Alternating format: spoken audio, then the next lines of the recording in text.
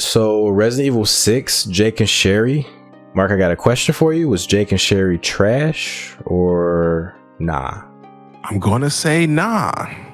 So I'm gonna talk about the positives first, and then I give you a chance to talk about your positives, and then we're running back into the negatives. Okay. But off top, I gotta say it was great. Like from start to finish, the first chapter was great. It gives you a good intro into the world of how Resident Evil 6 is going to be. A good introduction back into Resident Evil. If you've been there before or if you haven't been there, it gives you a good intro to like kind of how the world is with the BOWs and how they are just kind of there and just kind of a part of life. Also, the how action packed it is, like right from the beginning, it puts you right into the action, gives you a little bit of story pieces for them to go off of, information about the characters, but not too much that they do reveal later. So it gives you a little bit of meat to chew on, like throughout the chapter, but gives you like some breadcrumbs to go to the next chapter.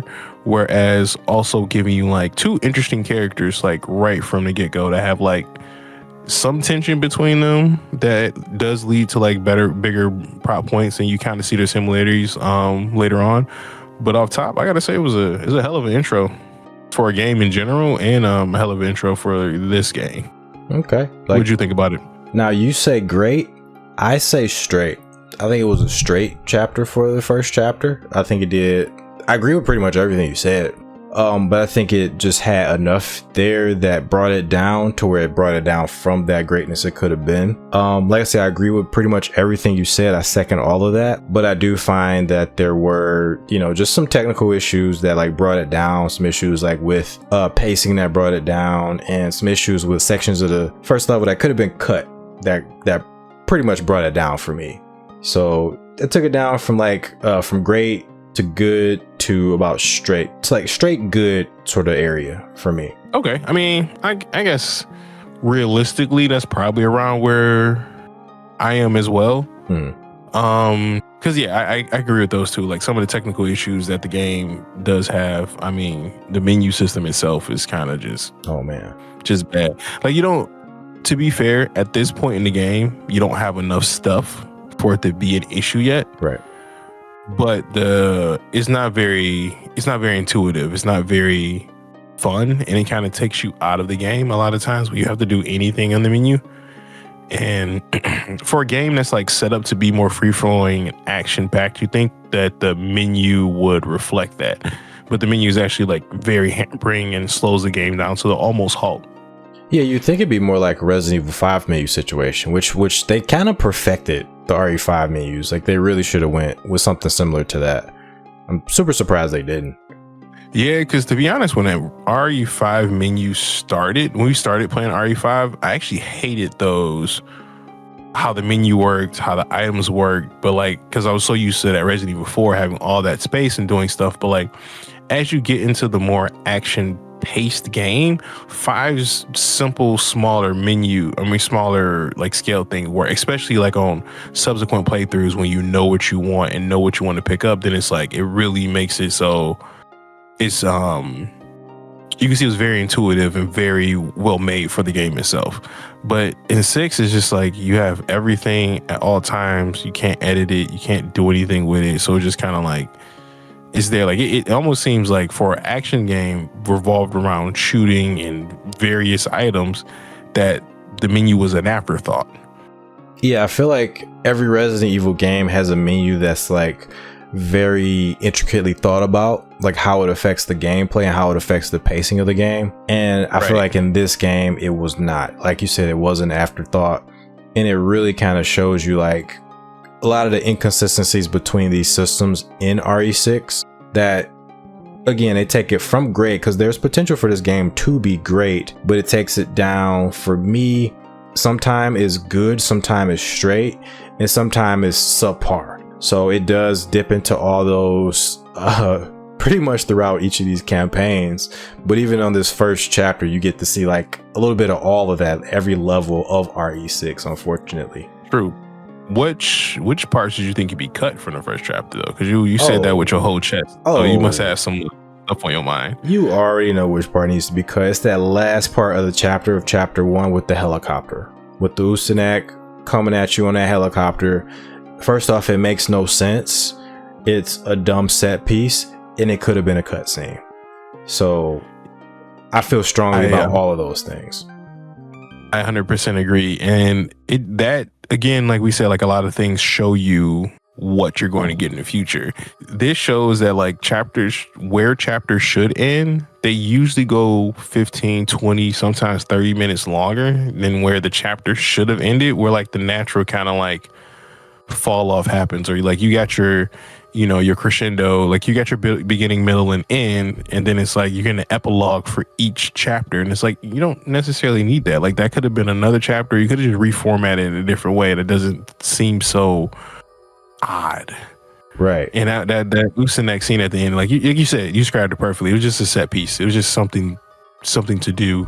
That could have been like a 30-second cutscene instead of a 20-minute fight, 15-minute fight, plus another cutscene after that led to another cutscene before the next chapter started. Unfortunately, that was the thought process behind making the game, was to make it more like an action movie, more like a summer blockbuster spectacle, which is why this game feels so much different from the previous games. Even though RE5 did have some of that summer blockbuster spectacle in it, it was just enough to make it bearable. And even then, people were like up in arms about how different it was from the previous game, how bombastic it was compared to the previous games. So this just took it way too far to where you always have to have spectacle at all times. We're going to see a lot more of that in the Leon campaign, unfortunately. Just spectacle over substance, so much spectacle over substance in that campaign. You got to see a lot of that here, and especially with that helicopter section, which made no sense. Like you were jumping, like Ustanak was like jumping from helicopter to helicopter as you were blowing them up with turrets. And then even we had like 2 helicopters to jump between, and like friggin'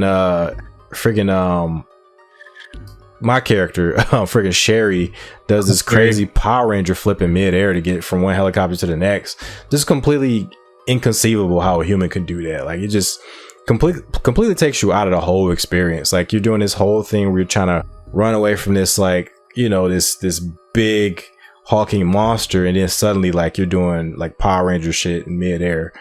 Like it just took me out of it for one, and it just killed the pace. Yeah, and I'll double down with that because earlier in the chapter, the helicopter we're running from, Jake has this part where he's running on like the side of a building from a helicopter, but you have to do like these button commands and parkour and stuff. But because of the time limitations, like time and when the game came out, they're slow. So it's like you see a helicopter shooting at you, but like I'm like limping up and jumping over stuff with like this yes. And I'm just like this just, it takes me out of it, because like why'd you make this fast-paced, crazy moving scene where I'm not moving like that? Like you could have just reframed this completely differently to make the scene still be like intense. But a lot of the intensity in this game comes from just like more bullets and not from like any, like no substance. Like no substance. It's just like bullets are scary. Run away from the bullets. And it's like, yeah, but I mean, especially with these 2 specific characters, bullets aren't really that scary. Like actually far from it. Like like in story wise, like neither one of them should be really scared of bullets at all that much. Yeah, that kind of outside of that. Oh, what were you gonna say? I was just saying, even outside of that, it doesn't make sense with the damage and stuff that they do. Like what? Just yeah. No, I get that. I definitely get that frustration. That, like, overall, I kind of have a frustration with the game taking the control out of the player's hands a little too much. Like you mentioned, that platforming section that you had to do, where it just feels very slow and clunky, and the action doesn't really match up with what you're doing. Like you're constantly getting shot at, but you aren't getting hit by the bullets, and you're moving slow with no urgency, so it just makes that section feel disjointed. But then also when they like zoom your camera out to focus on something that you're already aware of it, but they take the control away from you in the middle of gameplay. So as they're doing that, the enemies are still repositioning themselves around you, and literally as soon as you come out of that, if you're unlucky, you can get hit with a rocket or just shot to death or hit with a melee attack. And you get to see some of that in this first chapter. It's really bad later on, but you do get to see some of that in this chapter. And it's one of those things that it does take a good chapter down to just a straight chapter for me, like, because you can kind of start to see like where this stuff could just interfere with the gameplay. Yeah, and then it's like, you know, not to just harp on it, play devil's advocate a little bit. Talk about some of the high points to mix in there as well. Definitely. Is the like, I really like the Chris part, like the part where you were Chris and Pierce. I'm sorry. And well, I like how like they put you into a situation with another set of characters, and it feels more organic in that sense. Like, you know, you just happen to run into them doing some stuff or whatever, and like, you know, throughout Jake and Sherry's storyline where they meet up with people seems to be natural from like my perspective. And it was cool because you actually you told me that was an actual 4-player part if you are playing online, which I think is a dope aspect of like when you get to those parts in different stories. But even the banter, like I like the banter they have when like the characters are around each other, like the fact that like you do cooperative things, like when you have to try to fight the giant BOWs, and like even the PC or you know, AI is doing it or whatever, they still have they're still competent, you know. And it was a fun experience. It was a fun little 4-player thing. Like it was like a, you know, getting to a raid boss at the end of a dungeon type deal. Whereas like, you know, big enemy, you had to do these things. There was some smaller enemies and like some little things you had to do within the boss fight to make the boss fight go a little smoother. And it just all kind of worked. And like, and that this is one of those areas, in my opinion, that's like one of those great aspects of the chapters you get that like balances out the good or the subpar or the straight, because it's like this whole part, like the hand-to-hand stuff on top of the buildings, to the pulling the thing out the back of the BOW, to like running around underground, whatever. It just gave you so many different aspects to play this. And like, I can imagine playing this with 4 people that can actually talk, like the amount of tactics and things that you can come up with to try like truly enjoy the space. Yeah. So that was probably like the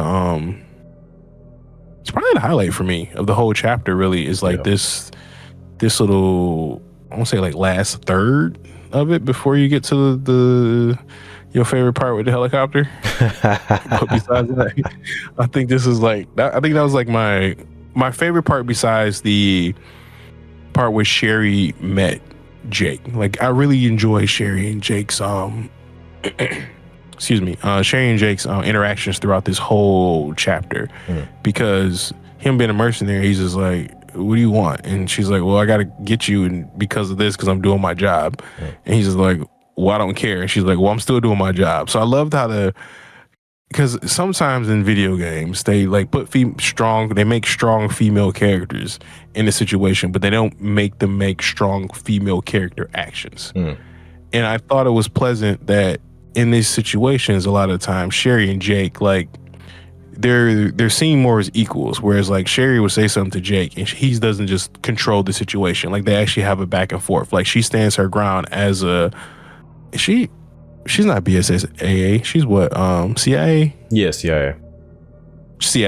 So she actually seems like an officer, a young officer still, though, because she's still a little naive and she still does make some mistakes. But you can still say like she is a person that is competent and like can do her job. You know, she's just kind of naive because she's still kind of young. But like, there's never this point where like, you know, she's just dumb girl being there, and like, you know, that is a direct shot at Ashley.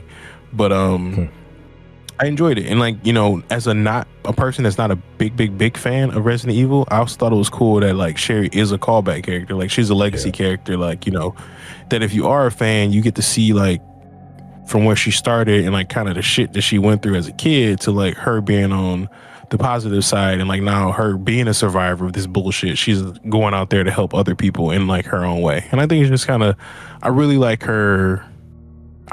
Jake and Sherry both as characters throughout the whole story. Like, as meh or good as the game can be in different spots, whatever, I think both of them as characters are really solid.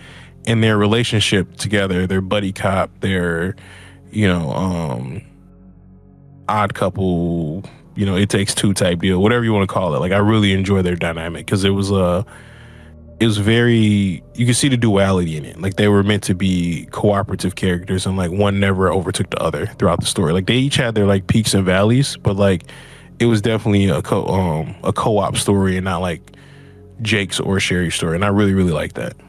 Yeah, they honestly, these two have some of the best chemistry out of all the partner characters. We'll definitely see more as we go along. I think Chris and Pierce are either a close second or like right up there with Jake and Sherry. These were the 4 characters I enjoyed the most in this game. And yeah, honestly, I did have I am like, Resident Evil 6 is one of those games where I love this game, to be honest with you. I hate some of the decisions that were made in it, but overall with this first chapter, I am overall positive on it. I do think this chapter did a lot of really cool things. It has some really cool gameplay scenarios, which is where this game's strength lies, is in the gameplay, which they need to let the players actually just play the game. And that's whenever something negative in this game comes up, is because they aren't letting players play the main game that they created. They're like either putting you in vehicles or turrets, or putting you in some weird situation where you aren't playing the game that they made, the main game. So that's my only like negative about it, is like, because there's 2 really good sections here. There's the section that you mentioned with Chris and Pierce. That's a really cool section that's really unique, that turns a 2-player game, or a single player game if you're playing by yourself, into a 4-player game all of a sudden if you're playing online. So I really do like that. I really do like how the campaigns intertwine. It is a little bit of whiplash because there's so much going on in this first chapter. Like, Jake and Sherry are just meeting up. They're just coming into battle with these BOWs who just transformed in this chapter for the first time. For Jake, at least, maybe for Sherry too.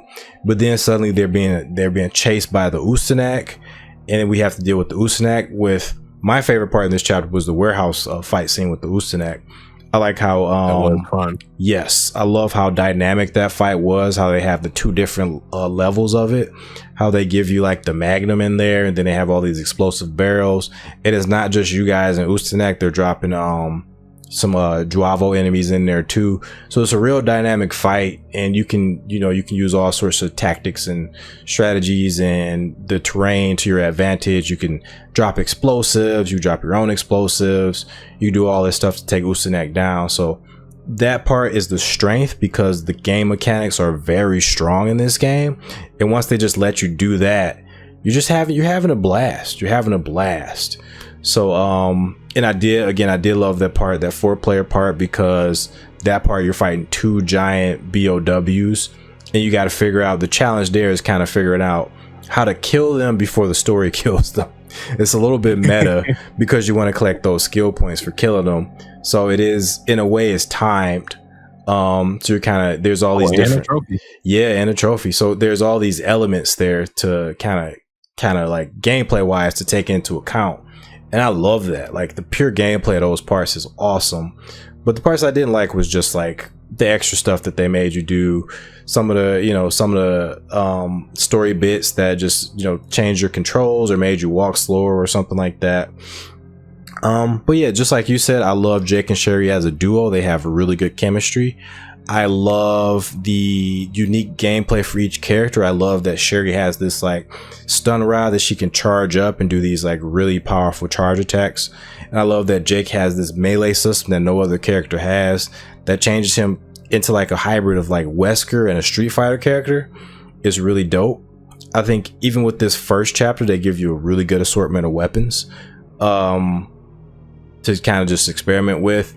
The inventory isn't extremely bad as of yet because you don't have everything. But another negative on top of all those positives is the herb system, because you have to not just like pick up a herb and then mix it like classic Resident Evil, but you have to actually also throw it in your capsule case. So it's just like an extra layer of unnecessariness on top of a convoluted inventory system, and it just kind of drags things down, because it's not a problem we have to face in this chapter, so I'll save that complaint for a later chapter. But it's just one of those things that's just like, just takes the fun factor of the game down just a little bit. Again, it takes it from great to good to just straight for me, unfortunately. But no, it was still a good time overall, especially co-op made it even more fun. Oh, I agree. Co-op definitely makes it more fun. Oh yeah. So now I guess before we get into our final thoughts about it, what few things that you would change, completely change about the chapter? Honestly, I have the 3 that I kind of mentioned before. One, of course, remove that helicopter section, or just make it a cutscene. Just make it a cutscene because they have to. There's a transition into the second chapter that's made at the end of this chapter. So just make it a cutscene. We don't need to play that part. That's gonna be a complaint I have for so many different parts we play later on. That's a big criticism I have of the game. Just make it a cutscene. That's it. The second one is about the camera I mentioned earlier. Stop with the constant zooms and camera cuts during gameplay. And the final one's like a really big one, is to bring back some of the fear and make this scenario and some others going forward a little bit more claustrophobic and intimate. Because I feel like we got introduced to the Ustanak, who's supposed to be like a nemesis type character, and we were kind of done with him. Like we did his part and we were done with him. And he came back, of course, on that stupid helicopter part, but we didn't get enough of the fear. We didn't feel like we were trapped with the Ustanak enough. We felt like he was just an obstacle we had to overcome. So maybe just a little bit of that fear on these parts, maybe a little bit of a part where he's creeping around, where we have to avoid him. Maybe we don't have enough ammo or something like that. Bring some of that back, and then, you know, maybe at the end of the chapter you can have this big battle with him to just kind of push him back a little bit, so he still is like this intimidating presence throughout the campaign. Like, but you get the feeling like you just narrowly escaped. In this scenario, we felt like we just straight up beat him, and then we moved on to bigger and better things, like these huge ass BOWs. So that's it. That's the things I would improve for the chapter. What about you, Mark? I actually think I'm like probably bar for bar. I don't know if I would have. If I would, I guess the only other thing I would add was what I mentioned before about the contact sensitive moves and like but I guess that kind of doubles into the camera angles as well, like taking the camera away from you. It's kind of all up in that too. It's like anytime you had to do any button commands while running, since the system just couldn't handle it at that time, just when you feel so slow when those action-packed things are happening, just take that out to him. Like you said, either make a cutscene or just reframe that. There's a couple of those that happen. Like just reframe those to make it look like just better off. Because if not, like it comes off as like I'm slow and I'm running from a helicopter that's shooting at me, and it's like that doesn't make any sense. Right. Yeah, there's a lot of those sections where you're running where you just don't feel like you're going fast enough. Another one is the part you hated when we were playing the Ustanak chase, where it's like Crash Bandicoot. It just changes your camera, then you're just moving like molasses trying to run away from them. Like it's and that scene specifically is the fact that like it doesn't do where most games does, where like they'll keep I forget what it's called, where whichever way you're facing and you going forward, if they change your camera, if you keep going forward, it goes that way. You know what's funny about that? Resident Evil pioneered that. That's why tank controls exist, so that you can just, whatever camera you're facing, you'll always go in that direction. That is hilarious that you mentioned that. Because because the first death we had in that was my fault because of that. Because I was like, what? Like it's so ingrained to me as a 30-something-year-old gamer that the fact that like if I'm pushing forward and my camera changes, I just keep going forward. I don't have to readjust until I take my finger off. And I just like I want to say the first 2 deaths was because of that, because I'm like I just couldn't wrap my head around it. And then you're turned backwards too, so it's like what? Why would you turn my camera the opposite way and then turn me the opposite way of which way I was? Yeah, that was ridiculous. Yeah, I had a part on Blood Omen 2 that was like that today. In the cutscene, they had me facing like towards the facility I was supposed to be walking to, and my character was facing that way just before the cutscene. But for some reason, after the cutscene, I'm facing the opposite way at the door of where I just came from, and I'm just like, what voodoo is this? Like, why did you remix me like this? Seriously. But yeah, guess we could wrap up with the final thoughts. You want to give yours first? So overall, positive chapter. I agree with a lot of you said. Like, I guess when I said great earlier, that was a bit overreaching what I was trying to say. I think it's a good I think it's a solid. I should say solid. It's a solid start. Yes. It gives you a lot of meat and potatoes, to start off with. It gives you. It just gives you a lot to go with. It gives you a lot to go with, and I mean that positively and negatively. Like it just gives you a lot, and some of it should have kept. You know, some of it should have gave you a little bit more, and some of it was just right. But overall, I thought it was a solid chapter. Like I really enjoyed it, and I think that the Jake and Sherry characters made the chapter.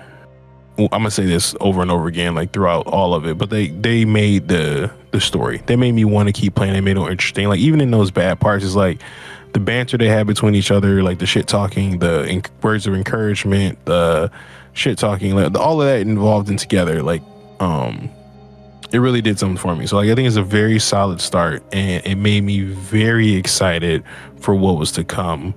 Which, spoiler, I hate chapter 2. Chapter 2 is rough. Rough, buddy, rough. What are your final thoughts on the first one? I'm right there with you, and actually I can see why you would initially say great, because there was like moments of greatness in this chapter, and you kind of are left with the feeling of great once you're done with it, and you kind of think that the rest of the campaign could potentially be great, even with the end of that with that helicopter part. It doesn't quite deflate you, because you come off on the highs of the Ustanak fight, the highs of the 4-player part with Chris, and because just the game briefly became a beat 'em up in that like one part with Chris and Pierce. Oh yeah, we were like the hallway, and like the cafeteria looking area. Yeah, it became like Daredevil season 1, like a hallway fight. It was crazy. But yeah, there's these flashes of greatness, and I can see why like you would say great, because I feel that way too. I feel like, okay, this game definitely has potential, and this could go in a very positive way. So but this chapter does give you that mix of everything. So again, I do love Resident Evil 6. Resident Evil 6 is at its funnest when you're playing like mercenaries, right? Because it's just straight gameplay, no QTEs, no them yanking your camera away and all that stuff. Right. And for this chapter in particular, I do like how I felt at the end of it. I do like the dynamics between the characters, and I do feel like, you know, if I go back to how I felt when I first played this, I do feel like the game, I was excited to play more of the game after playing this chapter. So I can definitely see the greatness in the game after playing this. So yeah, that's my opinion of it. I think hella potential with the game and with these two characters, but I can see the warts starting to form also in this chapter. Right, that's a great phrase. That's a good phrase. That's it. But yeah, that's our final thoughts for the first chapter. We got many more to go, so let me know what you guys think in the comments below. Your thoughts about this chapter, positive, negative, your improvements as well, and we can all talk about that in the comments. And yeah, we're gonna move on to the next chapter 2. Chapter 2 is ass. I don't actually think I have anything positive to say about this. I lie. I have one positive thing to say. When you get to the part about half, 3/4 of the way through, get to the part where Ustanak is like be on the other side of these like ice crystals. We did have a bit of our own fun playing it, where we were trying to figure out how we can get the item that was in there. I'm sure you're put up on screen now. Well, we were trying to figure out how to get the item in there, but we had to keep running back and going into the dumpster. Oh god! Literal hide and seek. Yeah, literal hide and seek. And it's like what you talked about a bit ago in the chapter 1 part about bringing the fear back. Like that brought back some of the scare, like some of the fear of being there, because we were like actually had to walk on eggshells, right? You know, like glass sparkles. I don't know what the fuck we walk on. Ice shards, whatever, crinkly shit, whatever it is. but we had to like literally walk on that to make sure that like we keep saying, watch out for the bats. Like it gave you that sense of like slowing down the game, but like for a purpose, and like it was fun and it was interesting. But having a player find 3 flash drives in a blizzard is fucking insanity. And whoever signed off on that needs to be drop kicked. That's insane. That is insane. You and like from all the things, like for me it doesn't make sense as far as like momentum, right? True. Like if you're making a game, you're playing a game, and like you drop them into the action, you give them a little bit of story, they do all this action, because the first chapter is like pretty much all action. Like, you know, you got a couple slow down parts, and they're usually just giving you weapons and ammos and like a place to save before you go right back into more action. And then the first thing they do in the second one is like go find stuff in the snow. What? What? In a snowy mountain? And it's like, what? Why do we need these? Because it does this weird thing with technology, and it's like, you know, as somebody that grew up watching a lot of action movies in like the 80s and 90s, they would just do random shit and it would just be super technical, like taking a floppy disk and it's like, this has nuclear codes and you can just do stuff with it. Yeah. And so in my point, in this day and age of like whatever year that this game takes place in, technology should be advanced enough that I shouldn't have to do this shit anymore. And gaming at this point should be advanced enough that no, we shouldn't, like underwater levels, snow levels, shit. Like, why are we still doing this shit? Like, why? Like, I get it. This game came out 13, 14 years ago at this point. I get it. But at the same time, even at that point in time, why were we still doing that? I think it's hubris. I think they thought like, okay, people can never get these snow levels right, so let's just show them how it's done. And I'm like, bro, no one gets them right because they can't be done. They're not fun. Because it's like, you can't tell me you place tested at, like, you talk to people through alpha, beta, gamma, omega testing, and somebody came back to you and was like, yeah, I really enjoy looking for thumb drives in the middle of a blizzard. And also the guys that are on snowmobiles that hit you and you immediately fall down. Oh, the ice. Yeah. Even better. Yeah. The ice you can flow down with and just slide down the whole mountain with. Even better. Ridiculous. The lack of visibility, even better. Because it's, for me, it gets to a point where like a video game is a video game, and I understand we go into this point where like realism and we want all this realism and stuff. Some things just can still be a fucking video game. And it's like, let me see in the snow. Let me get a little bit better. See in the just snow. a little bit of visibility. Yeah, because it was dark and a blizzard. Like there was like no sun out or nothing like that. So it was the darkness, the low visibility from the darkness, and the low visibility from like the fucking blizzard. And you didn't even do a Resident Evil game. Like if you made it like scary, like put Ustanak there. You know what I mean? Right. Like don't put any other enemies, but put Ustanak there. You know what I mean? It makes it so like then the area becomes like scary, but it's like scary but manageable. But it's like now I have enemies that I don't know how many or where they're coming from, and not because like I'm bad at the game, but because it's like they literally can come from anywhere because it's snow fucking everywhere. You know what I would have did? I would have made it kind of like The Thing, like to where like there's animals around, but you don't know which animals are like regular animals and which animals are like infected and about to transform and eat your face off. See, that's fun. Yeah, and that makes it interesting. But it just, I don't know, the first like 45 minutes of this chapter just left such a bad taste in my mouth that like, I don't know, like to be fair, like if we weren't doing this for like content or whatever, I don't know if I would have continued playing the game. Cause it's like this level is so bad to me. To like me, as someone that wants to design video games, this is something that like just pisses me off, because it's like you can't call yourself a designer, a level designer, a video game designer, like no matter who worked on this game, like fuck you, bro. There's just like no part of you can say like I did a good job on this, like because I don't believe you. You know what I mean? There's some things that are like objectively like not good, but you can see where someone can like think that they did a good job based on skill levels and whatever. But it's like a AAA company put this game out and tried to tell people that this was good. Like there's not even change. Like there's no change in like venue. Like you don't even go like inside a building, inside a cave. Like it's just the same. You walk up and down a couple ladders. Like this is no differentiation in area. It's just all the same dark snow. Yeah, like that.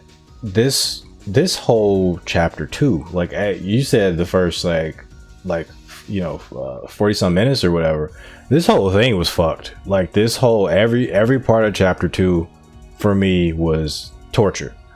The openest snow level, I kind of liked it only because like is a strong word, but compared to the rest of the level, I kind of appreciated it more just because we got to run and shoot. That's the only part we got to use the base mechanics of the game. But yeah, the visibility sucked. You could get like yeeted down the friggin' cliff and slide down the ice, and these enemies had like sniper rifles to knock you down, and it wasn't a good time. And then like right after that, like they put us in a cabin, and then we get into like a cabin fight a la like kind of like RE4 and RE5 where you have similar cabin fights. That was kind of cool. But then right after, we get on fucking snowmobiles and we have to outrun an avalanche. So we do that, and that's fine. It's kind of harmless. It's annoying, but it's kind of harmless. And then after the snowmobile part, I mean, we're still on the snowmobiles, but then the fucking mountains are cracking for no fucking reason. Why are the mountains cracking? Why are the fucking is it the fucking apocalypse? Like, why are the fucking mountains cracking? And we have to drive on this shit while the camera doesn't know what the fuck it wants to do. Legit, the cameras are like zoomed in on the fucking mountains that are cracking. They don't, let alone us who needs to be able to see you. Like, we don't get no visibility. The game's about the mountains side of the Letterman characters. We're looking at these fucking mountains break apart, and then like you're falling into like these holes that are forming because the mountains are cracking apart, and you don't know where these holes are going to form, so you're going to have some cheap deaths on this part. And then you do it again, and you die in a slightly different part. Like, what the fuck? Like, you do all that shit, and then once you're done with that, finally you're off the snowmobile. You get to the part with the Ustanak, and I'm with you in regards to like the Ustanak part. Is it has this tension, this like back and forth tension, to where like you don't want to cause noise, so you don't want to shoot your gun, you don't want to do these things. It's more of a stealth section, and I do like that in concept. And on co-op, it was actually pretty fun. We basically were playing hide and seek, but the execution was just so, in many respects, lacking. Like, these bad things were like glowing, and they just looked silly. They looked like a video game. They didn't look like they belonged in that area. It looked super video gamey, and they could have did something else. They could have just made Ustanak Patrol. That would have been more fun. Just put a few more hiding spots there, maybe some lockers, that sort of thing. But we kind of made it more fun by trying to get the skill points, which we somehow did. I feel like we accidentally did that, but it worked out. Yeah, I feel like we sequence broke them. Oh, and did it, to be honest. Definitely, that must have been a glitch, because he just kind of disappeared off of that part. And that part's kind of extended, and it extends to this part where it pissed us both off. It pissed me off during my solo play, but it pissed Mark off while he was playing it during co-op, where you have to rotate these like doors to escape from doors. Oh, the doors were so bad. So if you are unlucky, your game will glitch, and then your AI partner, if you're playing solo, will not be fast enough to get through these doors, and they will die every single time until you reset the game. You have to reset the game completely, which on that part, the checkpoints are like pretty far back. So you have to do like a bunch of fucking shit you already did if that happens to you. And there's a chance the AI might still be fucked up. But for the purposes of co-op, rotating these fucking things are so annoying. You can make it go faster if you rotate both sticks at the same time. I'm pretty sure that's a thing. But still, there's so many of these doors, you have to do this QTE for them every single time while the Ustanak's like breathing down your neck. It would be interesting if you could do more than just rotate these doors like back to back to back to back, which makes it monotonous. If there was like a little bit more chase, a little bit more to do, maybe like a Vertigo situation where you can fight him a little bit and knock some canisters over, slow him down, like that sort of stuff. But it's not that interesting. So you do that, and you do this wacky part where you're like fighting him with a Gurren Lagann drill, like you're going drill to drill with this guy, and then finally I believe the chapter ends like after that. There is like some ice stealth or some shit a little bit before that, but yeah, the chapter ends a little bit after that. So it's hella disjointed. None of this shit goes together.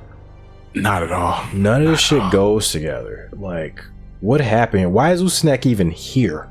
Like, what?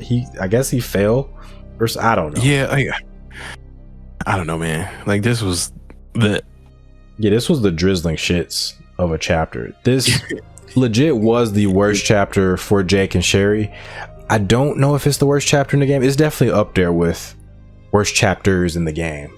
It could be the worst chapter in the game. Yeah, because all you get, like, honestly, is the reveal at the end of chapter 2 about Jake, and that's it. Like, honestly, if you just gave me it as a cutscene, we could call that chapter 2, wiped this shit up, and went to chapter 3 and called it a day.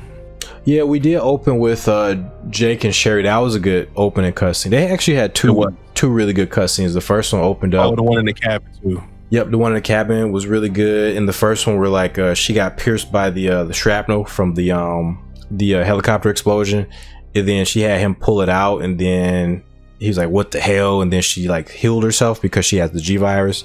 That was a good moment, and a good character moment. And it was. It shows a lot of the character. It shows a lot about them two in that moment. Yeah. Or I should say, he realized that she wasn't just just the cheerleader. I say that because it's just like, that's just kind of the bro vibe he got, that she wasn't just this agent that she said she was, but she's actually like, she has more complexity to her whatsoever. And like, I love how they doubled down on that in the cabin scene, right, where they kind of opened up to each other. And like, I like too that, like, I don't know if their relationship is platonic or there are romantic vibes. I think, ever so slightly, yeah. They're there. But either way, like, it felt like a very vulnerable, like, scene for a friend. Like, it didn't seem like it was made to be just explicitly romantic. It was just like, hey, bro, like, I kind of know what you're going through. Like, I feel you. Like, we can, it is what it is. We can talk about it. We can be cool about it. Or like, we're both kind of weird in the same kind of category type deal, or we're under the same umbrella type deal. Mm-hmm. And I thought it was really those two moments.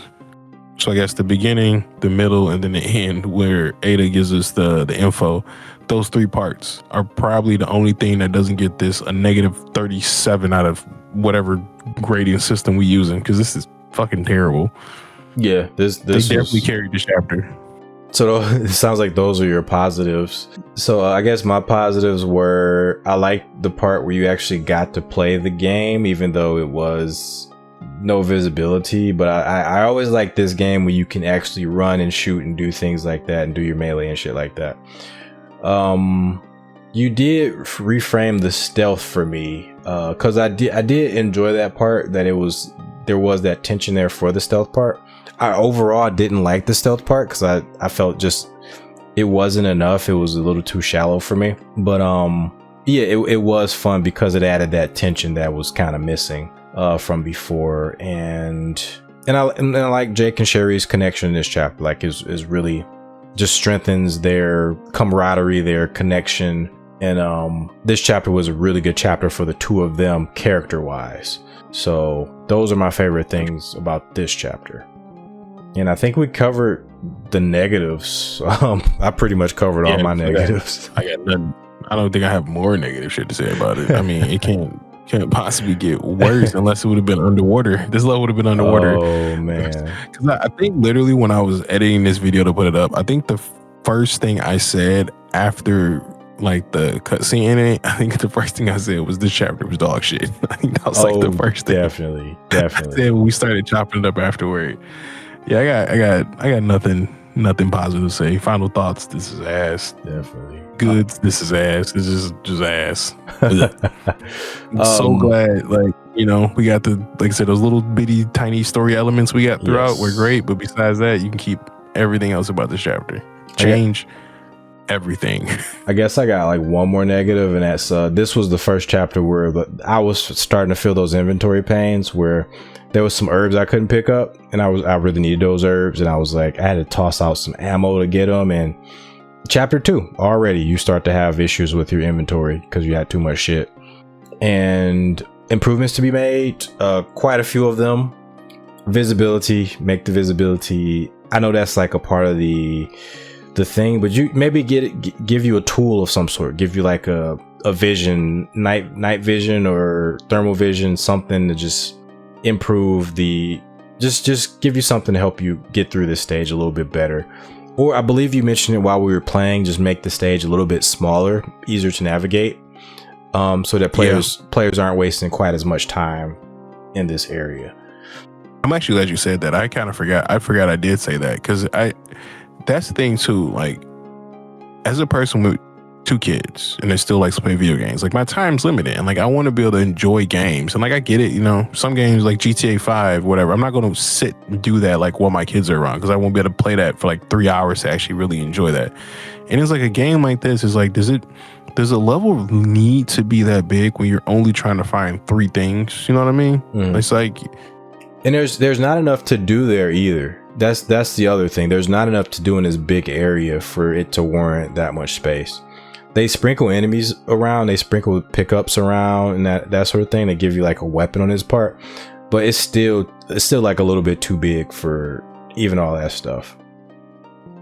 Yeah, because it feels like the level was made and then they had to put stuff in it. It doesn't feel like the level and the stuff was like cohesively made to like tell a story or do anything. It's just like, well, we got this big ass area, we got to at least put stuff here so that like they don't feel completely ripped off. Right. But then too, like all the stuff's completely out of the way from each other, which again, it's a video game. Some stuff needs to be out of the way so you can go search for it. But it's like when you have a big level and you can't see, it's like, bro, like come on. Like let's be realistic about it. Yeah, for real. This would have been an interesting area for Ada because she has a grappling hook. So maybe a better area for her, but I still think it would have been a little bit too big for her too, even with the grappling hook. Yeah, but I mean, if you just really, really wanted to have this level in here, then like, yeah, I think you should have did it that way. Gave it to somebody with a grappling hook. All right. Well, I can't think of any other improvements other than, like you said, changing the whole damn thing. My final thoughts are, it is a shit chapter. I think it seems like the more I play this chapter, the more I don't like it, which is weird. But that's about it. I think I said everything I wanted to say about the chapter already. Same. Yeah. So yeah, we can move on to chapter 3, which was when at the end of the chapter 2, we did get captured by Ada and Ustanak, which leads us to chapter 3 when we arrived in China. 6 months later. That's where our chapter starts. 6 months later, and we are. That's surprising. Yeah, I remember your response to that. I was very. I didn't think they would be captured. I didn't think they'd be captured that long. I don't want to say I didn't think they'd be captured that long. I just didn't think that they would time skip. Yeah, I just didn't think they would do that. Like, I don't know. Like, I don't even have a rhyme or reason for it. I just didn't really think. Because to me, I guess the more information I get on Resident Evil, like most of the games take place over like a day or 2 or like a weekend, and it's just so much. There's just so much shit going on that, like, you know, it feels like so much more time. But I guess I just didn't think that the Resident Evil game would take like that much time. Like, I don't know, it's like a year or 2, the whole time span of this game, which I just didn't think that was a thing for Resident Evil. Yeah, because they go from like a fictional Europe country, Edonia, to China. That's where most of this game takes place, and then Leon's takes place in America also. So yeah, they definitely globetrot, and the plot's a big global plot. The villains are doing all this shit that takes a little bit of time, so it all starts to make a little bit more sense in Ada's campaign. Like all this different globe-trotting and shit starts to come together a little bit better. But in the meantime, yeah, it's a weird time jump.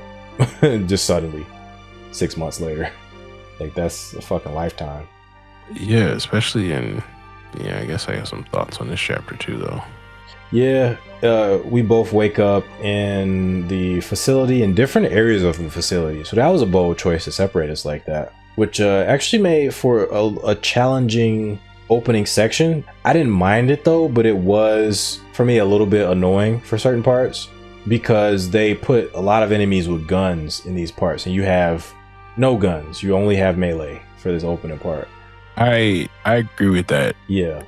I think for Jake, because I played with Jake the last time, for Jake, I feel like he has more tools to make that a little bit more fair because he can basically run across the whole stage and dodge bullets. But Sherry doesn't. She needs some type of gun on his part because she doesn't have that mobility, and enemies are like, there's one part where this enemy has a fucking chain gun and he's across the stage and you have to get over there and his gun has fucking knockback and he's just constantly knocking you down while these other enemies are surrounding you with melee weapons, and it's just so ridiculous. It's like, why put a chain gun enemy on this part? So yeah, I don't think the enemy mapped out were mapped out very good on that, because it was at one point it was like 2 or 3 gun guys on Jake's part, which I thought was a bit much. Like one I guess was whatever, because Jake said you can run across the level, you can duck under bullets if you do his little crouching stance, whatever. Yeah. But also it was just like, from Jake's point of view, I feel like it wasn't enough information on where you needed to go and what you need to do. Like I kind of just stumbled upon it because you kind of just run out of shit to do. But it wasn't any, again, like I don't think you need like arrows or like, blatantly telling you what to do, but like just telling someone to like escape. It's just like, I just thought they could have gave you like a little bit more, like, because the enemies don't even, because typically like something like that, like enemies will be coming from like the door that you need to go out of to like give you like some type of like gameplay hint of like where to go, whatever. But it's like enemies came from the opposite direction of where you need to go, and you need to like move something. You don't really know what you can or cannot move because it's not, again, like nothing's indicated or has any indication on it. So it's just like you're in an all white room and it's just like white stuff everywhere. And it's like I'm supposed to pick this white snowflake on top of this white mound of snow, and that's supposed to be the one thing that I'm supposed to push to make something different. And just kind of just like what like, again, for like gameplay, it's like give me something to go off of, so I'm just not running around in circles. But right, strange enough, that part is actually easier with like an AI companion because they kind of just do everything, and then in a way it makes it easier to progress because they unlock things for you, or they like handle things for you that we couldn't do for ourselves because we were like focused on getting past our parts and we didn't know like what order to do everything in, because I'm used to playing as Jake, so I know like the order his stuff goes in, but I think I only played Sherry like maybe once before, and her order is different, and if we both don't know what the fuck is going on, like, yeah, it makes it very difficult to like progress past some of these parts, because I think I have to give you a code so that you can progress on a certain. I have to learn the code, pass it to you, and then you have to somehow help me with turrets or something like that. Like it is like some level of cooperation that the AI just does that we were like struggling with because we didn't know what each other needed to progress, and the game doesn't really tell you that. The game doesn't go like oh, your partner might have this code, or the characters don't even like, because they aren't in contact, like the characters are completely separated. They don't even have like any type of earpiece or anything like that to communicate with each other. So it's very strange that I think you have to co-op to progress. I think it's almost forced on you in a way to get past these parts, but they don't really do anything to encourage that or tell you have to do that. Well, because the game as a whole, up until this point, it doesn't give you any indication that you'll ever be separated either, though. Right. Because in my opinion, in previous chapters, we should have got smaller parts where we were away from each other, or we kind of did. The camera. We kind of did in that first chapter where remember you had to toss me up and then you had to do a stupid helicopter part. Oh yeah, but I was literally walking 2 different hallways. Right. That is different. This is the most you're ever separated out of all the characters in this game. This was the longest any character in these games have been separated in this particular game. And I'm like, it just should have been Well, because it's multiple things happening, right? You're separated, you're naked, so you don't have anything, any items, any whatevers, and you just essentially get to go play the game, figure it out. Yeah. And it's like you could have gave me anything to go with this to like lead up to this better than what it is. Because then like you do that for 20 minutes a game, and then you just go right into like these crazy action sequences right after that in the casino. Right. Yeah, and it's like we talking about like pacing issues. It's like you slow the game down to this screeching halt and take everything away just to ramp everything back up. And it's like I get like highs and lows, but it's like it's very jarring in this situation, because even when you get to casino and all the action that is happening to it is slowed down by this grabbing of the poker chips, which is a very odd thing in the middle of what's going on anyway. Yeah, it was another tonal whiplash thing. Like, again, the game has that where it's almost like an ADHD sort of thing, where the game is like always trying to get you to be involved in something, like even if and it always wants to have variety for you. It always wants to throw new shit at you. I feel like if they wanted to really commit to this separation idea, they could have done that for an entire chapter, but they would have had to actually just put more effort into it. Like, for instance, with these computers we have on this chapter, they could have like more computer terminals to where you can kind of like try to experiment and see like different cameras and stuff like that. Different computer terminals go to different cameras. You can just experiment and see like what you can do to help your partner out from your area, and not just have it just in one location. So that way it would have encouraged more of that experimentation to help your partner out, and more of that co-op. And then maybe we could even figure out a way to communicate with each other in like these different areas, and they could have just stretched that out into like a whole facility, not force you to use melee weapons the whole time. Maybe at some point we could have got our own weapons or something like that. But yeah, just kind of just push this forward more and making it less haphazard, because I feel like this was a bit haphazard. They just kind of threw enemies in an area and just hope for the best sort of thing, and that's what made it feel less interesting, because the enemy placement didn't have a purpose. And for me, the enemies, I believe, were infinite. I believe, because I'm pretty sure I killed all of them, and the enemies just kept popping in through that door where I was trying to... you said that once or twice while we were playing. Yeah, if they weren't infinite, they were close to it. Like it would probably take a while to take them all out, sort of thing. But also, I want to talk about the casino being too big. Like this whole area was just, and it's like I kept trying to figure out why. Like, why you have these massive set pieces, and like it's cool, whatever, underground casino, like that's cool, like the whole vibe, like drug lord, got a gang, all this stuff is cool or whatever. But then it's like you got this big giant casino, and it's just like, but why is it so huge? Again, why is this level so huge for essentially a holding facility and like some gambling? Like, why is it so big? And then you get to the point where it's a fucking tank in there, and it's like, this Double Down is probably like one of my least favorite chapters, because this whole last little bit, like where you're outside with the tank fight, and then like you fighting like all these other enemies and something to try to get to the motorcycle, like that part, it just feels like absolute chaos of just bad design. Bad design, dude. Because it's like you don't have any cover, you don't have any healing, you don't have any type of defensive anything, nor do you have like a minigun or anything else to go on all-out offense. But you're fighting like a literal army worth of people, which makes sense. You're in the enemy base, right? But it's like, it's also a video game. It's like you got to give me something to work with. And again, talking about the camera, one of my most hated parts, like I was crashing out playing it, was that last part where you got to go to the fucking motorcycle. Yeah. But like when you walk around the just like pole you have to jump off of, the camera like locks in on where the motorcycle is, and it doesn't let you see yourself as you walk around this corner, but you have to use the tank to move this thing. But it's like, I can't see it because you keep moving my camera. Right. Because the camera just won't even let you get into this corner. And it's just like, I just don't know why they spend so much time. Again, it's like you said, like taking away control from the player. And it's like, you just left it with the player. The player gets a better angle, gets to see a better angle, and they get to enjoy playing the game instead of just being in like these awkward positions, because I felt myself getting hit and attacked from all these awkward ass angles because I just couldn't see anything. Yeah.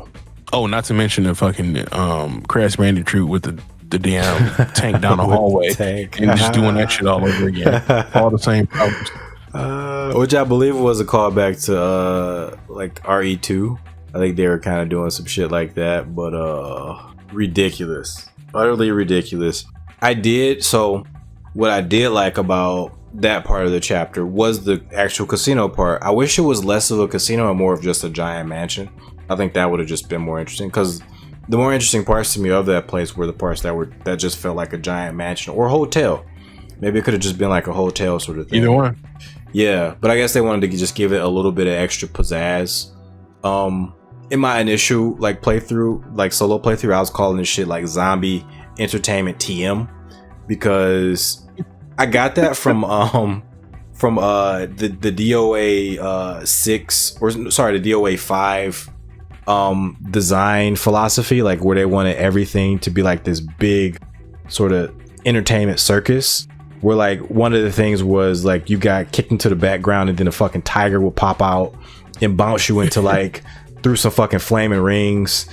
And this whole game felt like that. This whole game felt like they would just bounce you around and you were just like getting hit by tigers and going through flaming rings and shit.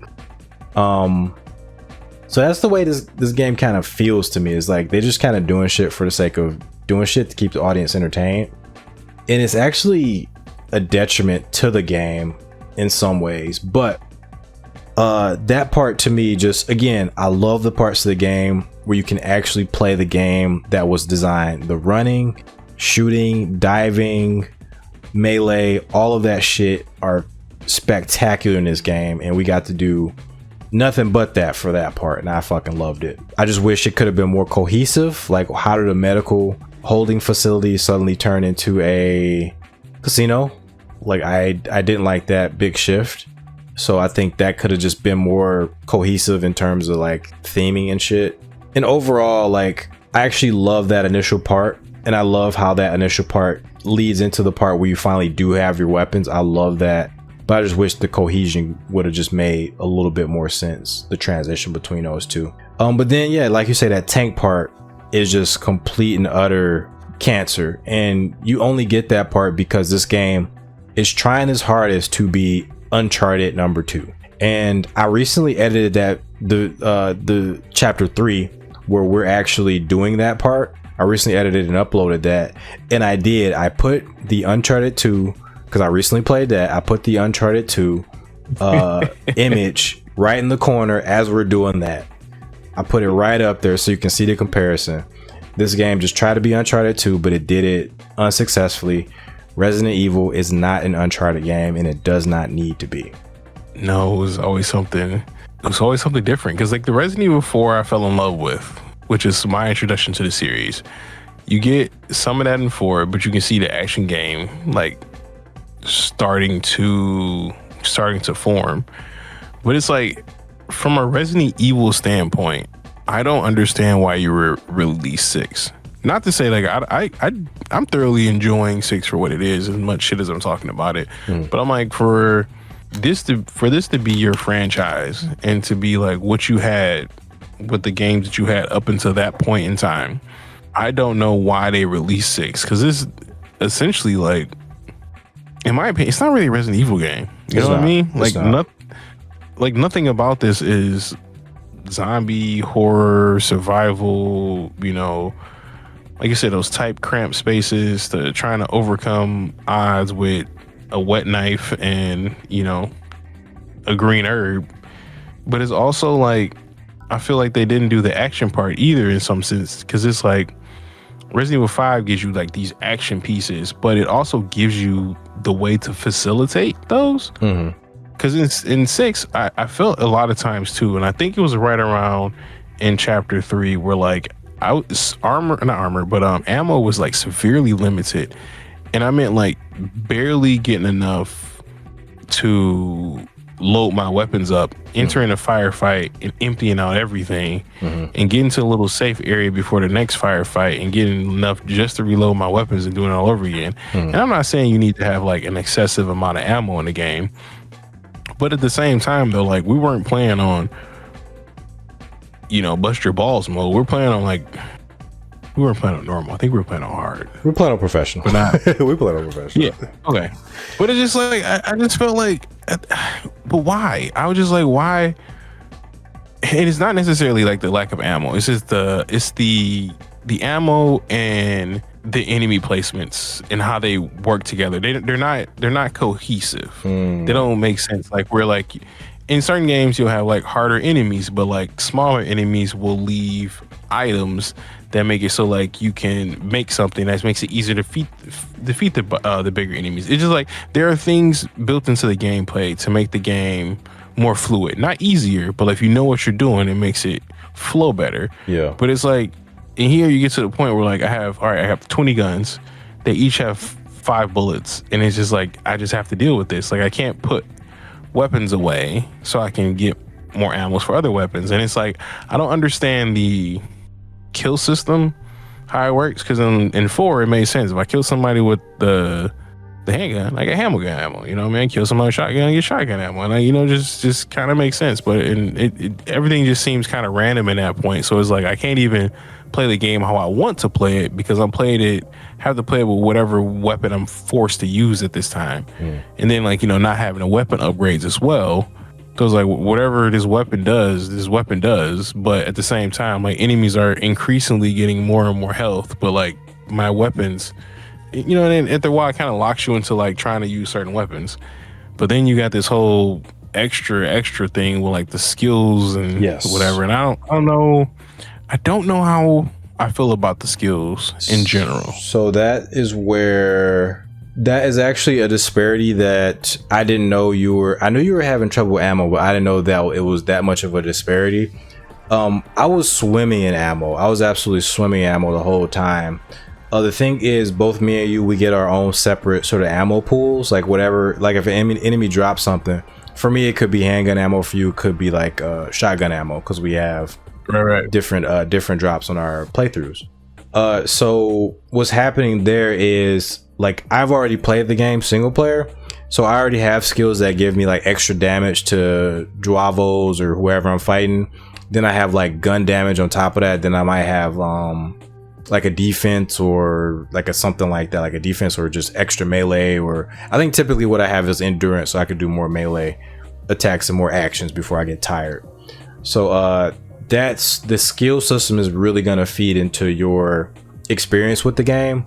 And when you first play it, your skill system is bare fucking bones. You have nothing. You only even have one skill slot that you can't change like on the fly. You can't change your skills like while you're playing, because you have to unlock that ability by beating a campaign at least one time. You unlock basically what amounts to the gameplay system. You can't unlock the gameplay system until you beat the game once. Ridiculous. Completely ridiculous.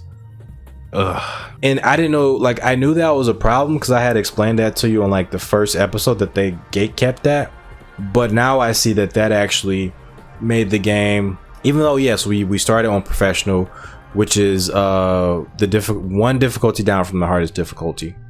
But it completely changed your gameplay experience because you didn't have those damage modifiers.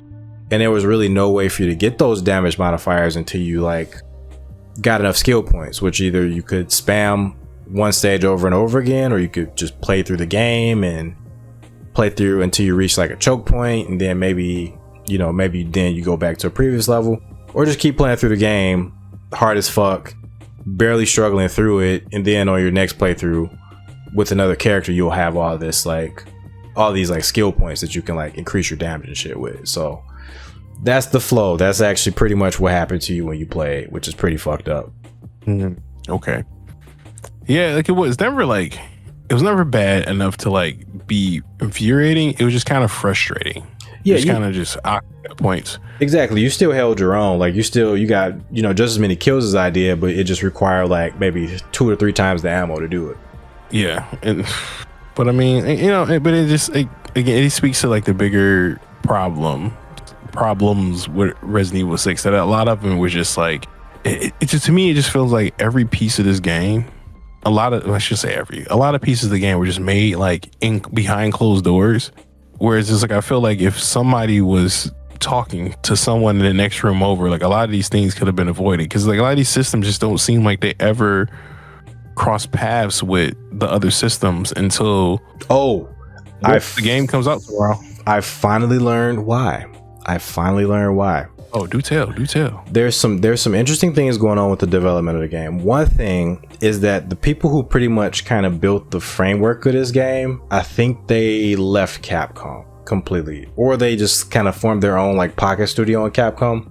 I forget if they formed like Clover Studios by this time, or if they went to Platinum by this time. I forget the timeline of events, but a lot of these devs, the devs that worked on the series, left, like the brilliant minds behind it, and they actually got one of the guys who worked on I think it was Outbreak to work on RE6, and he had, I don't think he directed a few things, I think, but Outbreak was the last game. I mean, RE6 was the last game he directed, and the reason it feels disjointed is because each scenario was crafted by a different team, as if that scenario was like the entire game.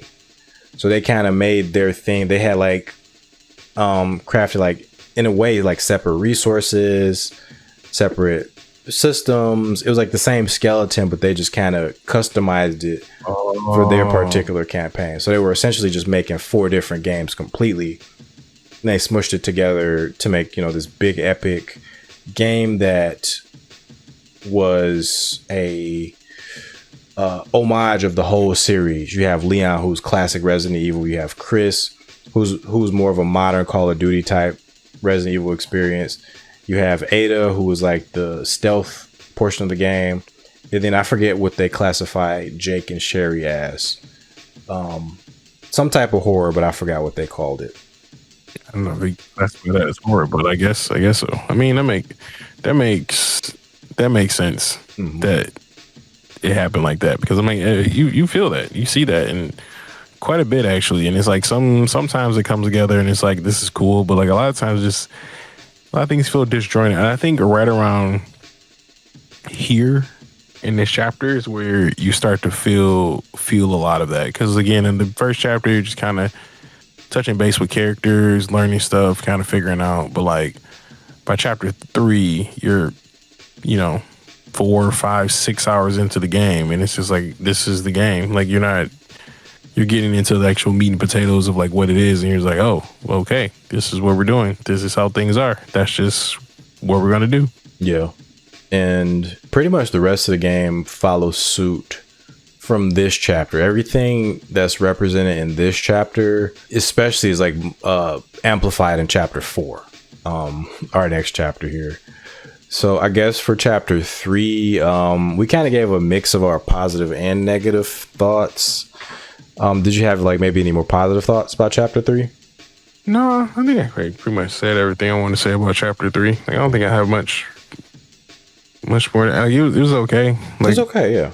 Yeah, it was okay. Like, going back to like what you said about like straight, good, and great. Like, I don't think this chapter really had like a lot of great parts, but like it was serviceable, and like I don't mean that to be any disrespect. Like it told a mini story about us being captured and escaping and getting back to our main objective, which I thought was like a nice, cool, I don't even call it side quest, but like a nice, cool, like break in the story. Like I think far as like where it happened in the story, I think it was a pretty cool idea, and like how it went down. I just think some of the executions and how some of the stuff went down was kind of but like I like the bullet points. I just don't really like the explanation of the bullet points. Yeah, I liked the bullet points in some of the execution until we got to the tank, and that's when it just all fell apart for me. The tank just made no sense, honestly. Like, we're fighting these like BOWs in a casino. It should have just been like, why wasn't it just the Ustanak, or what? Why wasn't it like just like another BOW? Like, it could have just been anything that's thematically on brand with Resident Evil. It was a tank because of Uncharted, so the tank took me out of it. But the rest of it I like because it was just you got to engage with the base combat system in these like unique scenarios. One scenario, like you don't have any weapons, you're naked like you said, and you have to kind of cooperate with your partner. On paper, dope concept. Execution wasn't quite as strong, but they didn't butcher it. So to me, that was good. Yeah. That was good. It was like a mix. It was like right between good and just okay for me. And then right after was fine for me because again, it was like we got to partner up and take out all these like transforming Juavo who transformed to like BOWs and shit. That was cool. We cleared out that fucking like hotel area, move on, do all this stuff, fight more BOW, and then fucking all of a sudden a tank comes out of nowhere. I could have did without the chips, of course, but overall I think everything was solid until that tank hit. So chapter had potential, but like everything, just like that first chapter, they ruined it at the very end with some shit that didn't need to happen or could have just been a cutscene. Yeah, or make it more, like you said, make it more creative. Because like as you were saying that, I was thinking about the Salazar statue in 4. Like that shit was dumb. It was dumb, but like it made sense though. Like Salazar was an arrogant asshole, so why wouldn't he have a mechanical statue of himself to kill people? Because it's wacky enough in the sense that like you have an arrogant, childish asshole as a villain. So it's like, yeah, they would do something stupid like that. But it's like the thing is too, the tank, it didn't have any personality. Like it wasn't like just a tank, angry guy with a helmet on. It was just a tank. Yeah, just a tank. We didn't even get to see who was in the tank. It was just a tank. Yeah, like halfway through it, like have Ustanak rip the top off and just start shooting at you while he's driving the tank. You know what I mean? Like yeah, it would have been wacky, yeah. but like at least it would have been on brand. It makes sense, and it could have been fun. And I think I kind of missed that in the Jake and Sherry story. I don't know if that was in like the other ones, but like kind of the dorky campiness of Resident Evil. Like in real life, I think I actually hate the dorky campiness of Resident Evil, but it's part of its charm though. You know what I mean? Like you kind of expect that kind of goofy, weird, quirky stuff that happens. Like 80s, like early 80s not horror movies. There's always like some stupid thing that's supposed to be funny in there, but not really funny, but it's like, it's part of it, campy fucking horror. That's just what it is. And I think if I had to say anything negative about Jake and Sherry's story, is like, I think they're the cool kids that are too cool to do anything uncool, if that makes sense. And I would like to see more of well, that's everybody in this game. Oh, okay. Well, I guess I have that complaint about the rest of it because I'm like, because thinking about it, like I kind of like the cheesy Leon and Resident Evil 4 and like him trying to be suave, but he not really that suave. But it helped with the charm and like it made the characters more 3-dimensional and it kind of added to the depth of the game. And I even Kristen Sheva had like a lot of that shit in 5 too. So I guess I didn't realize that until this conversation that like it wasn't as prevalent in this. Like it's here and there, but the characters themselves take things like really, really seriously. Like there's very little camp. Like the villains will ham it up. Like Simmons definitely hams it up. He turns into all types of crazy shit. He's a cartoon character. He just took it. They put it all into him, and I was like, just spread it around a little bit. You know what I mean? And that's about it. Like the villains are hamming it up pretty good. Ada's being, just like a super duper femme fatale character. She's like femme fatale times 100 pretty much. And that's about it. Everybody else is just very serious and pretty much unfun for the most part. Yes. So that's, Jake and Sherry are a good time. Chris is going through some shit.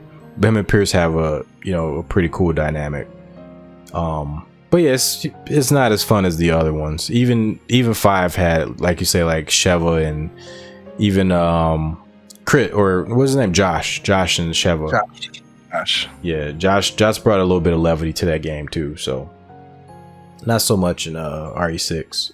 But I think we are done with chapter 3 now. We have chapter 4, still in China, and we're doing all types of stuff in China, all types of crazy shit, starting off with a motorcycle chase. Why are we doing motorcycle chase? I don't know. That's what we're doing in China. Yeah, then we go through the streets of China. Yep, doing QTEs, shooting enemies from bad camera angles, driving from bad camera angles. To go into a 4-on-1 against the Ustanak, to being on a ship barge. Oh yeah, shoot at BOWs. Yep, chainsaw BOW. Teaming up with Chris and Pierce. Also, it was a busy chapter. It was a busy chapter. Starting off though, the motorcycle chase, the controls are bad. Oh yeah. I mean, like that's it. Like the chase itself is pretty cool. Like that camera angle and like the stuff you have to do, the shooting. I think it's a really cool scene. It just, I personally don't like motorcycle or car chase scenes where the whole point is there are parked cars that are directly at a 90-degree angle for you to run into because hit detection is bad because they didn't make the hit detection correct because they don't do cars. And I'm like, why'd you do this? Because there's a couple times, like when I was editing this video, like I even put at the beginning of chapter 4, where I do a slowdown and you see me slide past a car and I don't hit it at all, and then we just blow up, and I'm just like, what? Yeah, like it's like a vortex. Yeah. And I was like, all right, cool for the sake of cool, I guess, but it is what it is. But I mean, like I said, the scene itself is a cool scene. Like I didn't mind actually playing the chase scene, and I find chase scenes in general just kind of entertaining and kind of fun. Again, Uncharted, looking at you. But I'll keep that same energy for Chris and Pierce. I just wish it made, I don't want to even say made more sense. I just wish it was more cohesive, because it just feels like the cool guy doing a cool thing, and it doesn't really. That's all it is. It's just that same thing, that summer blockbuster. Like he wants the director of the game wanted everything to feel like a summer blockbuster. He wanted to always entertain the audience at all times, so that it's there because of that. Because he wants it to feel cool or feel like Michael Bay, basically. Yeah, and I'm just like, sometimes you just like scenes can breathe. Like you can have a quote unquote boring part or a part for like something to happen that doesn't need to be like action in your face. That's a bar. That's the biggest bar any one of us has said so far. Give this shit time to breathe. Like that's it. Like the only time you actually get that is like we talked about. Was it the chapter 2 video? Yeah, chapter 2 or chapter 3? Chapter 2. Where they had like they had like that time in the cabin, the time at the beginning. Like you actually, the only time you get to breathe is like these cut scenes where Jake and Sherry actually react with each other. And I often prefer when like no one else is around, when it's just the two of them like interacting with each other. Because when Leon and when you fight the Ustanak together, like Leon and Jake had this weird thing where when the two male characters get together, they just say stuff. Women. They say misogynistic shit like to each other a bunch, and I'm just like, girls, am I right? Funny, bro. It's just like the worst version of locker room talk. Boobs. And it's worse because they have two like competent women with them. You know what I mean? Like Sherry's a CIA agent, and she's fucking immortal, damn near. It's like, bro, what do you mean? Like, what are we? I don't know. There's a lot of those jokes that are just like, yeah, they just have a salty taste in my mouth. That I was just like, but like, where's this coming from? I will agree with your sentiment that you've been saying the whole time. Like, actually being able to play the game is fun. And like, this is probably one of the chapters you got to play the most of the game from Jake and Sherry's point of view. And I think it's fun. Like the whole time, like all the instances you actually get to like play the game with them is fun. Like from after getting off the motorcycle to going through downtown to fighting a helicopter again to going to a different part of downtown, and like the little simple puzzles you had to do, and like unlocking the door and like fighting the lizards. Like I really enjoy the gameplay of this level. Yeah, I like quite a bit. I enjoyed the gameplay. I didn't always enjoy the scenarios because I felt it was a little bit too packed. It was a little bit too much. Like, so I consider this game, it's base mechanics, right? I consider this game's base mechanics. And like Max Payne threes based mechanics for me to be like peak third person shooters. For me, these are definitely my top 5, or maybe even my top 2 third person shooters of all time. But this game has all that other bullshit on top of it. Like if you just play this game, Mercenaries, so fluid, the most fluid third person controls. But what it could learn from like a Max Payne 3 is Max Payne 3 kind of layers their scenarios, but the whole game is like just running shooting. There isn't much more to it than that, and that in and of itself can be insanely fun. You just have to craft a scenario around it to where it's not monotonous, to where it doesn't feel like you're just shooting the same person over and over again in a slightly different environment. Like you play around with the verticality a little bit, you play around with the settings. Max Payne does it by putting you in like different realistic settings. Like you're in a nightclub for one, you're in an office building for another, you're in like the slum, the favelas in another one, you're in like a dilapidated building that's about to explode in another. So it does that very well with its scenarios. Here it just kind of in Max Payne 3 it lets these scenarios breathe. Like you'll be in like this each setting for like the whole level, the whole like 15-20 minute level. You'll be in like this area, you'll organically go to the next area. Maybe the I forget how it goes, but maybe the favela leads into like the bus depot, that sort of thing.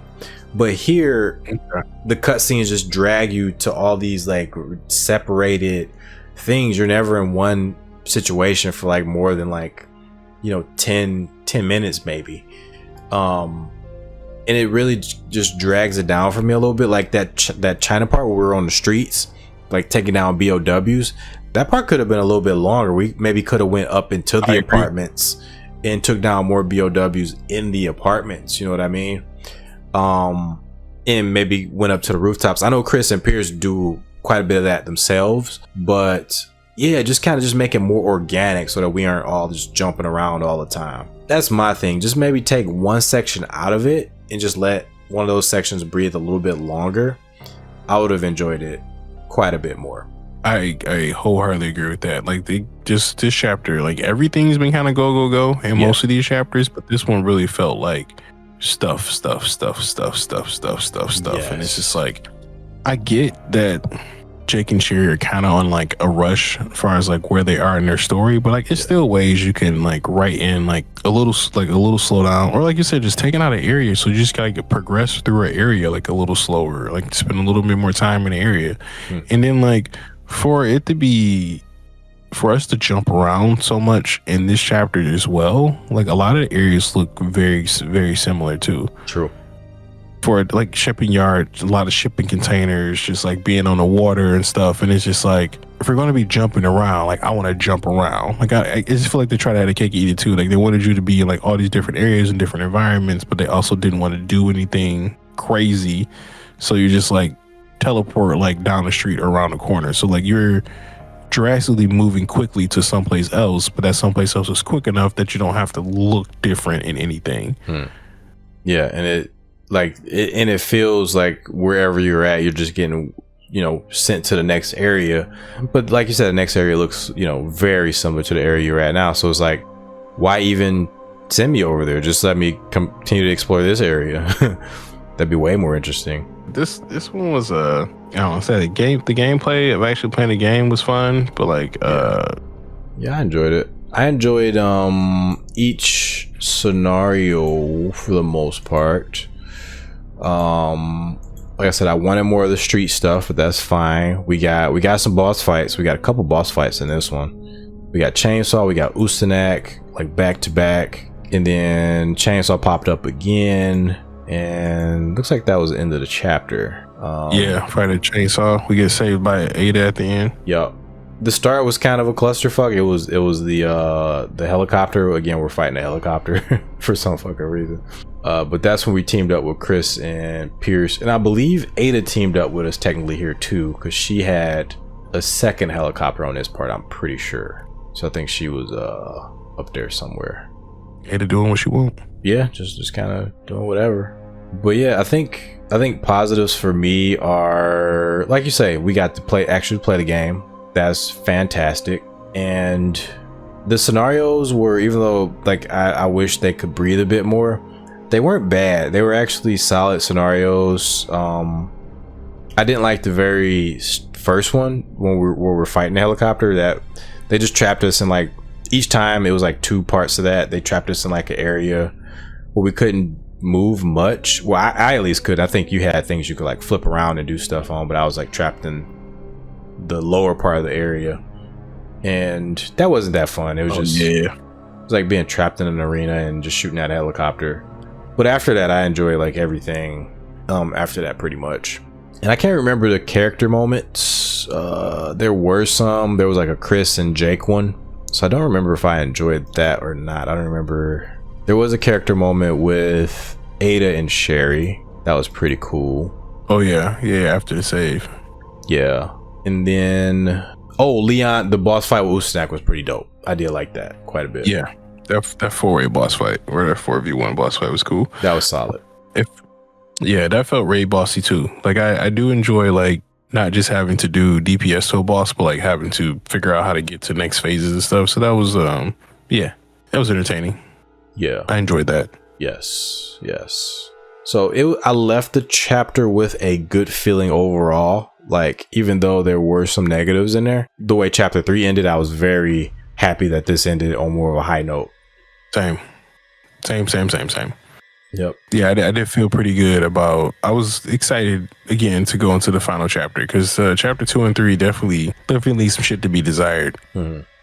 Yep, and don't really have any more negatives. I thought the chainsaw fight. I used to think this enemy lingered around too long, but it wasn't that bad actually playing co-op. I was gonna say I don't know if I wanted another enemy at the end on the barge to ship thing. Mm-hmm. I think I kind of did. Like, chainsaw enemies are cool, and I know they're a staple in Resident Evil, but from where my head's at, in Resident Evil 4, they were memorable because they were like these dudes with leather sacks on their head. They were so much bigger than the other Gyarados. Like, they felt special. Yeah. So the ones in 5. Yeah. The ones in 5 too. They felt special. This one, it didn't feel any different, because like all of them can mutate, and like I get it, all the Gyarados can mutate, but they still were like humanoid. But all of the Dravo can like mutate into like these animalistic things. So like the chainsaw one, like he didn't seem special anymore, because everybody can do something that was kind of broken. So it's like, it's cool. Yeah, no, somehow the Dravo didn't hit. Like, they have some unique designs, and I like the idea. I love the idea of the basic enemies, how you hit them in different areas, and the trauma to that area makes them mutate in different ways. They turn into different enemy types based on how you attack them. That's fantastic. Like, that's like, next level shit. But still, somehow the designs just don't quite hit for some reason. Even the boss ones don't quite hit the way they should.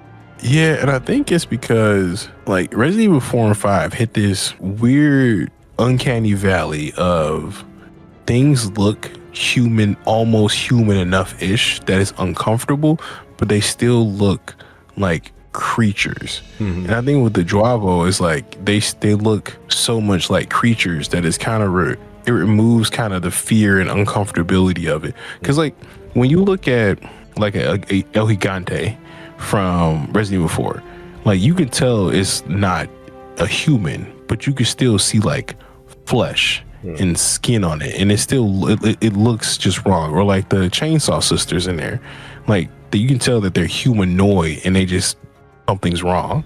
And I feel with the Dravo, they feel like more alien than mutated humans. So like I think it loses a lot of the designs lose a lot, because you don't have that like innate fear or uncomfortability coming from the human aspect of it. Like the humans, they started as humans and went to something else, because they don't even seem like they ever were humans, because they got the mutated like 7-8 eyes on their face and stuff too. They start to mutate further. But the Gyarados, in my opinion, for the most part, they just look like dirty humans. So like when they burst out and something happened, you're just like, it just gets that uncomfortable feeling like an alien or something. Whereas like in Java, it's just like, yeah, it's a monster turned into another monster. So cool, I guess, but whatever. So I'm a native English speaker. You're a native English speaker. Like playing Resident Evil 4, like I think you knew some Spanish. I didn't know any of the Spanish that those guys were speaking, like, at all in Resident Evil 4, and they just came across as so fucking creepy to me. Whatever the fuck they were saying, I knew it wasn't right. I knew it was not right. and once I found out what they were actually saying, like, yeah, it made it even worse. I was like, they're saying that shit to me, like, okay, all right, okay. But then they whispered, yelled it sometimes. They whispered, like the inflections in their voice. Yes. And the sound design in that game was impeccable. So you felt that creep factor no matter what, no matter where you was at. If you was in a village, if you went to the castle, they all sounded different, and you just got that creep factor, and it made them iconic. You didn't know what they were saying, but you knew it was bad, and you could actually repeat it. However, the Dravo on here just don't have that same. They don't have that same aura. They don't have that same charisma that they had in RE4 or even RE5. RE5 had less charisma than RE4, but these Dravo just have zero charisma. There's nothing to them that are memorable, and they all kind of blend into each other. Like, at least in RE5, you think those enemies don't have much charisma, at least their designs are very unique from each other, like completely unique from, even like the ones with the sticks, they're all different looking people. They look like a village of people, of completely different people. Yeah. And so like just a blob of a mass. Yeah, there's not even any female Dravo in here. They're like, I know they're all like soldier type guys, mercenaries, but yeah, there's no female like basic enemy types in here. It's just all, guys, like, Asian guys. Really weird. That's an oddity that I didn't pick up on. Maybe it's because we're only fighting like mercenaries and soldiers. Maybe if they made more of the population mutate with this virus, maybe it would be like a little bit more compelling. But yeah, I just feel like we're just fighting military dudes that are shooting at us, and then suddenly they get a chicken wing arm, and now we gotta fight. Yeah. Now we gotta fight chicken wing arm and grasshopper legs, man. And the fucking grasshopper legs, man. They get dick. Their hitboxes are wrong. They're just wrong. I got killed by so many of those guys. Man, so annoying. But yeah, it's just the enemies just didn't quite hit, and I'm disappointed by that because they're really cool in concept. They're actually probably the coolest concept in the series. Like, you get trauma, you get like shot up in your arm's unusable, and you just suddenly like mutate and you become better, you evolve. Like, that's fucking cool. But the enemies just didn't carry that concept strongly enough, fortunately. I don't know. I just think I would change that too. How the enemies work in the level. I don't know if I would change just the hitboxes. Just the hitboxes. Special enemies and special items. I'll say that. And going back to like just giving the story some time to breathe, and some highs and some lows and some mids would do wonders for the whole story in general. But overall, chapter 4 is the most good I felt about a chapter since the first chapter. So like, I don't want to say too much negative about it, because overall it was a good experience at the end of the day. I agree. I left with an overall good feeling about it. There was quite a bit to do there. I already mentioned like the changes I would make in terms of elongating that city part, so that you got to explore the city a little bit more before like just constantly moving around. That would have been a great place to do more separation gameplay too. Yeah. Like take it a little bit further, because it was a little bit in that hallway, like a high and a low, but it just, anytime I get into like a 2-player separation shooting game, I just go back to like that Gears of War era stuff where you had like a whole little mini level. You can get like collectibles with the other character. You could like you're either shooting above or below. You got, helping each other out, getting attacking behind different covers and stuff. It was it felt more, those parts that we split apart felt very, very cohesive and part of the game, like built into the game. I wish they would have took some more time to do a little bit more of that stuff with them. Because I think, like you said, like you didn't, that one helicopter part, I enjoyed that part, you know, because I got to, like, but again, like you said, I got to climb up and jump over stuff and do some stuff where you just kind of like run around on the ground. So, I mean, I get the other aspect of like how that wouldn't be fun at all. But I'm like, that's the stuff they should, I wish they would have paid more attention to that stuff. So, like the few parts you are separated, like it's enjoyable for both parties, but it seems like a lot of those times they pick one person and just kind of run with that. Like, oh, this person's going to have fun. This other person's going to be like, you know, fuck them for 10 minutes. It is what it is. True. It's a lot of those parts, actually. Oh, my God. Yeah, I definitely felt that way. Definitely in Chris and Pierce's campaign. And it happened in Leon's campaign, too. Definitely. Final thoughts for this one. Yeah, I think it's a good chapter overall. They did good. The story parts were also pretty solid. The mix of characters, Leon finally meets Sherry again after so many years after RE2. Colonel Sanders, the actual villain of the game, finally showing up.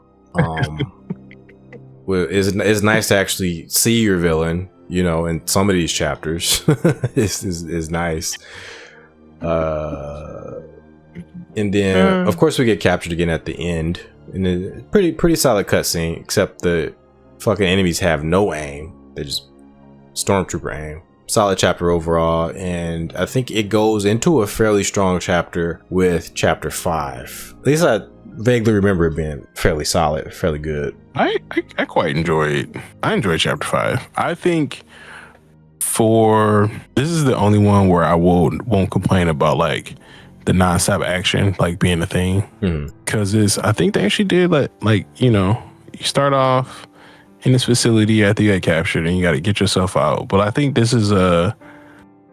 capturing and starting off is a nice slowdown. Yeah, that they do let breathe, because like Sherry and Jake do have a bit of banter and they're back and forth in this part as you're kind of like trying to escape. Like I think the whole how you're trying to escape and this whole how everything is happening is kind of dumb and like it's very video gamey. Yes, but I do like what it does for the story. Like gives them some time to chill out for a bit, to talk, try to figure some things out, but they also like ramp you right back up into like, hey, you know, this is still the end of the game, so get your shit together because you're about to go into some crazy shit. I could have did without the regenerators. Oh man, yeah. For two reasons. One, the regenerators, they're not scary anymore. Like they were just kind of an annoyance. Yes. Like again, going back to Resident Evil 4, like the first time I saw Resident Evil 4, I saw a regenerator. I'd shit myself, and like trying to kill it made me shit myself even more when I realized I couldn't just kill it.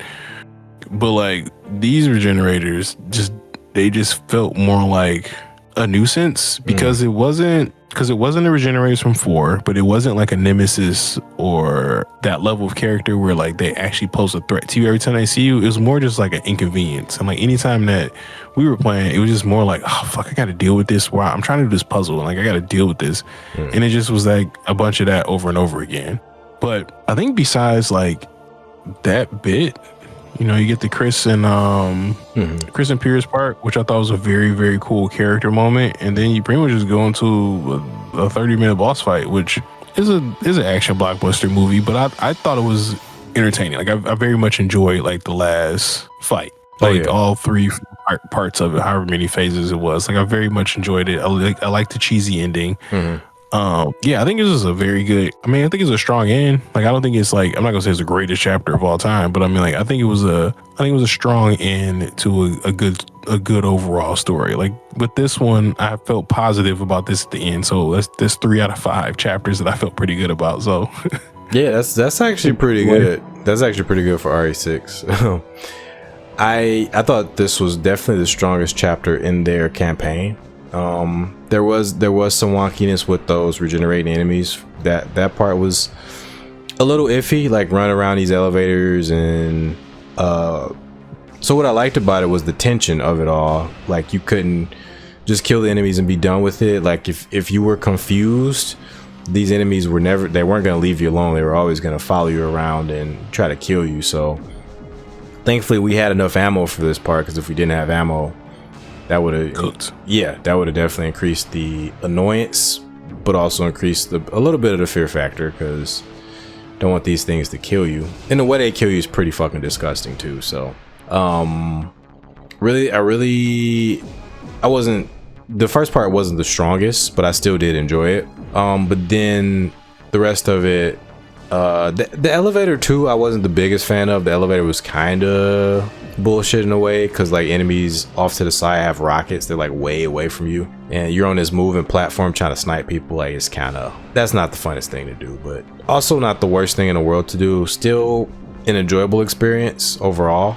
And then we finish it with the boss fight, which was fucking Star Wars meets Fight Night. So I really enjoyed that. Star Wars meets Fight Night is a crazy part, but you're not wrong. Yeah, not wrong. We fucking fighting the Ustanak on fucking planet Mustafar and shit.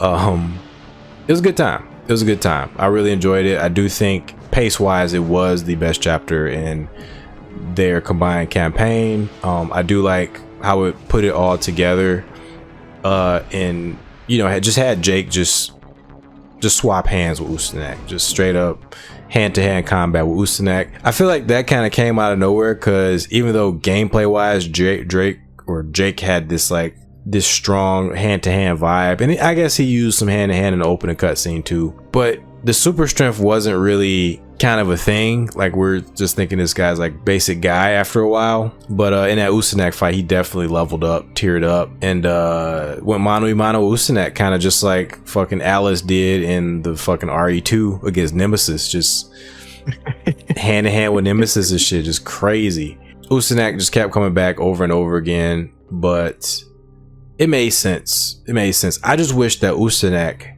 had more story for us to really like enjoy that final fight even more. As it was, he was just an obstacle the whole time, and we just kind of took out an obstacle. So not much of a character connection, but still a fun time. Nice set pieces on that one. Yeah, I wish he would have had like a character on the shoulder talking shit, or like a scientist that created him that can like talk shit for him, or like, you know, it was something that some way we knew more about him, because he wasn't interesting in a character, but like he wasn't characterized enough. Right. He wasn't, no depth. Not enough depth, I should say. No depth, yeah.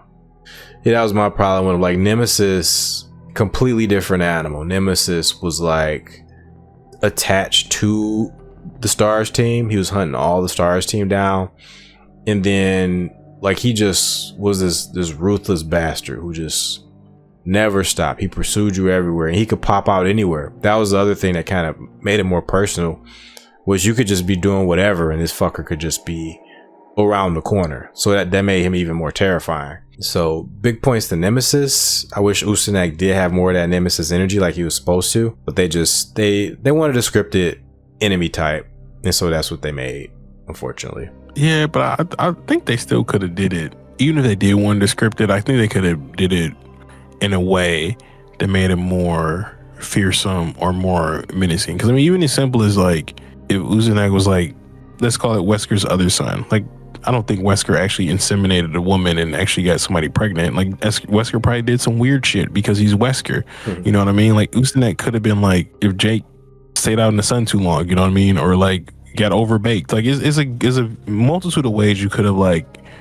made him more characterized, or like it was somebody they tried to heal with Sherry's version of the virus, but their body didn't take to it. Like it's ways you could have tied it to characters to make it more interesting instead of just being like, you know, because I mean at this point too, like if this is your first Resident Evil game, you don't have any reference of like Nemesis or Tyrant or anything in that.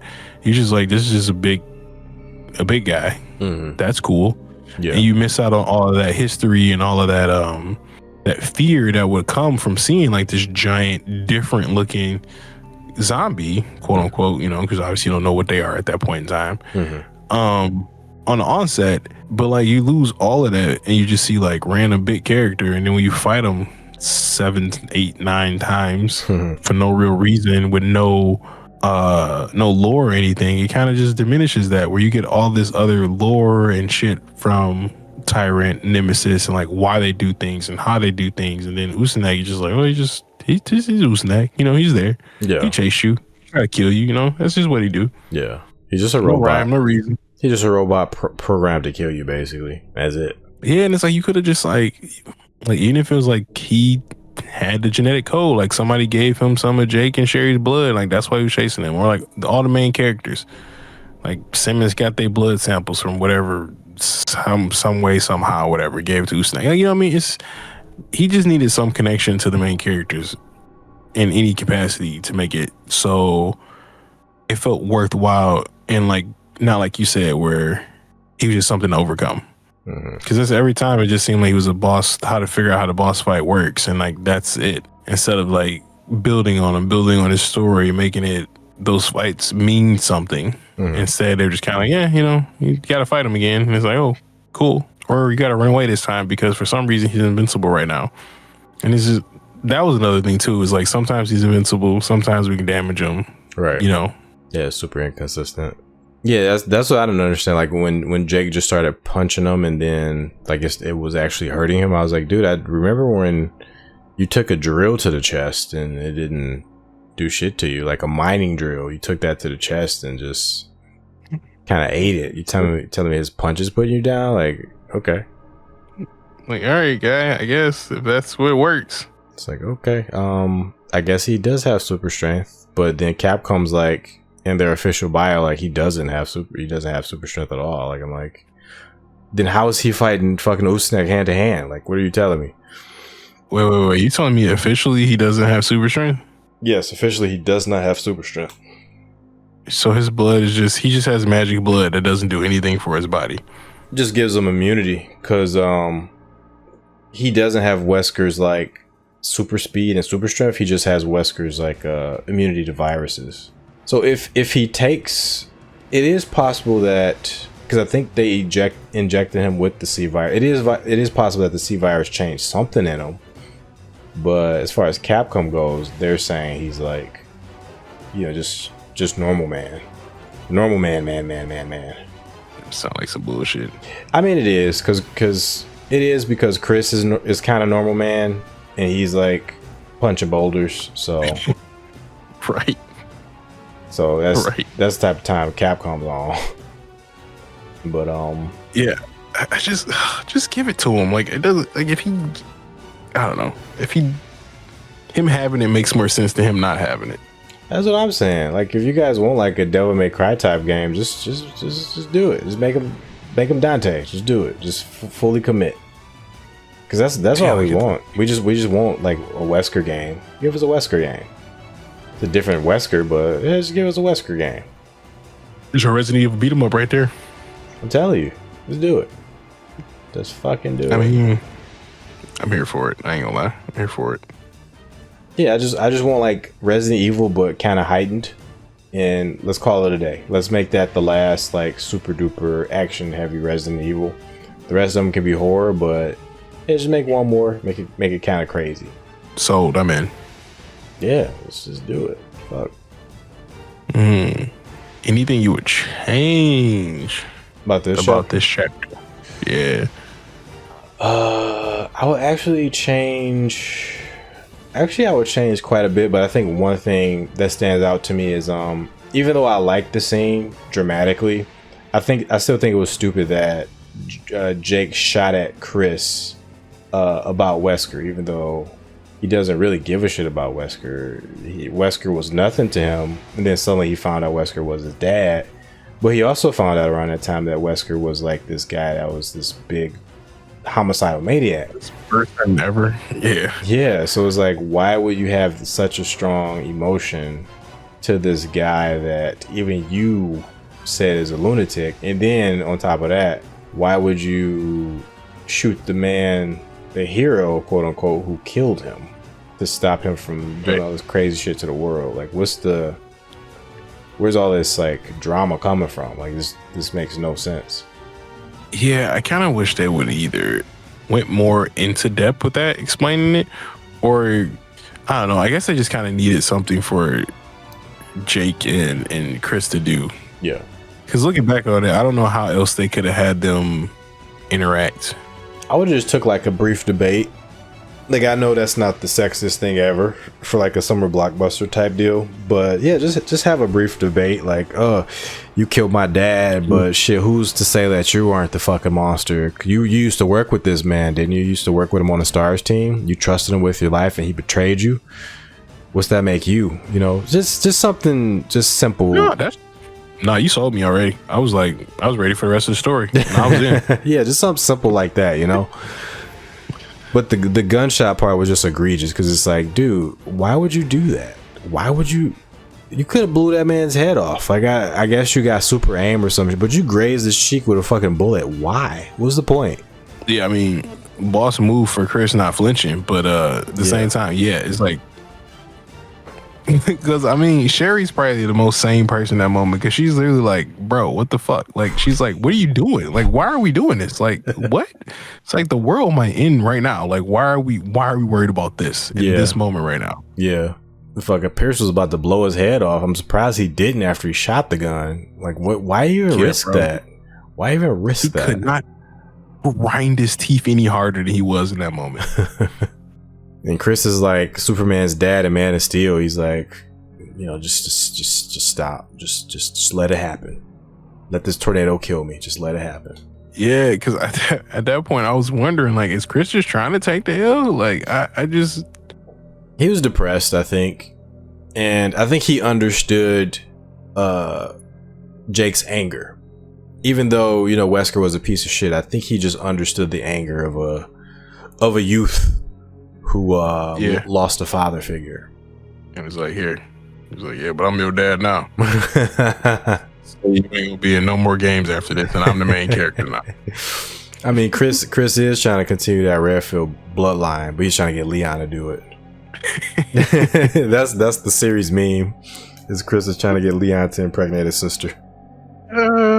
That's a wild take, but I don't not believe it.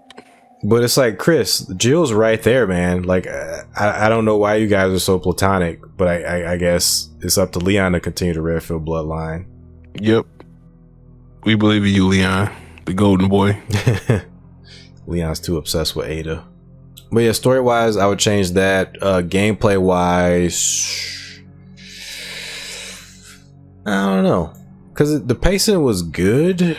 Was already pretty good, but I feel like I maybe wanted more, like, to take out a few more, like, just regular enemies for some reason. I don't know why I'm saying that, but like I maybe wanted one more stretch where we just kind of just ran through a bunch of fucking regular Juavo. No, I know what you mean, and I think it goes back to that beginning with the regenerators.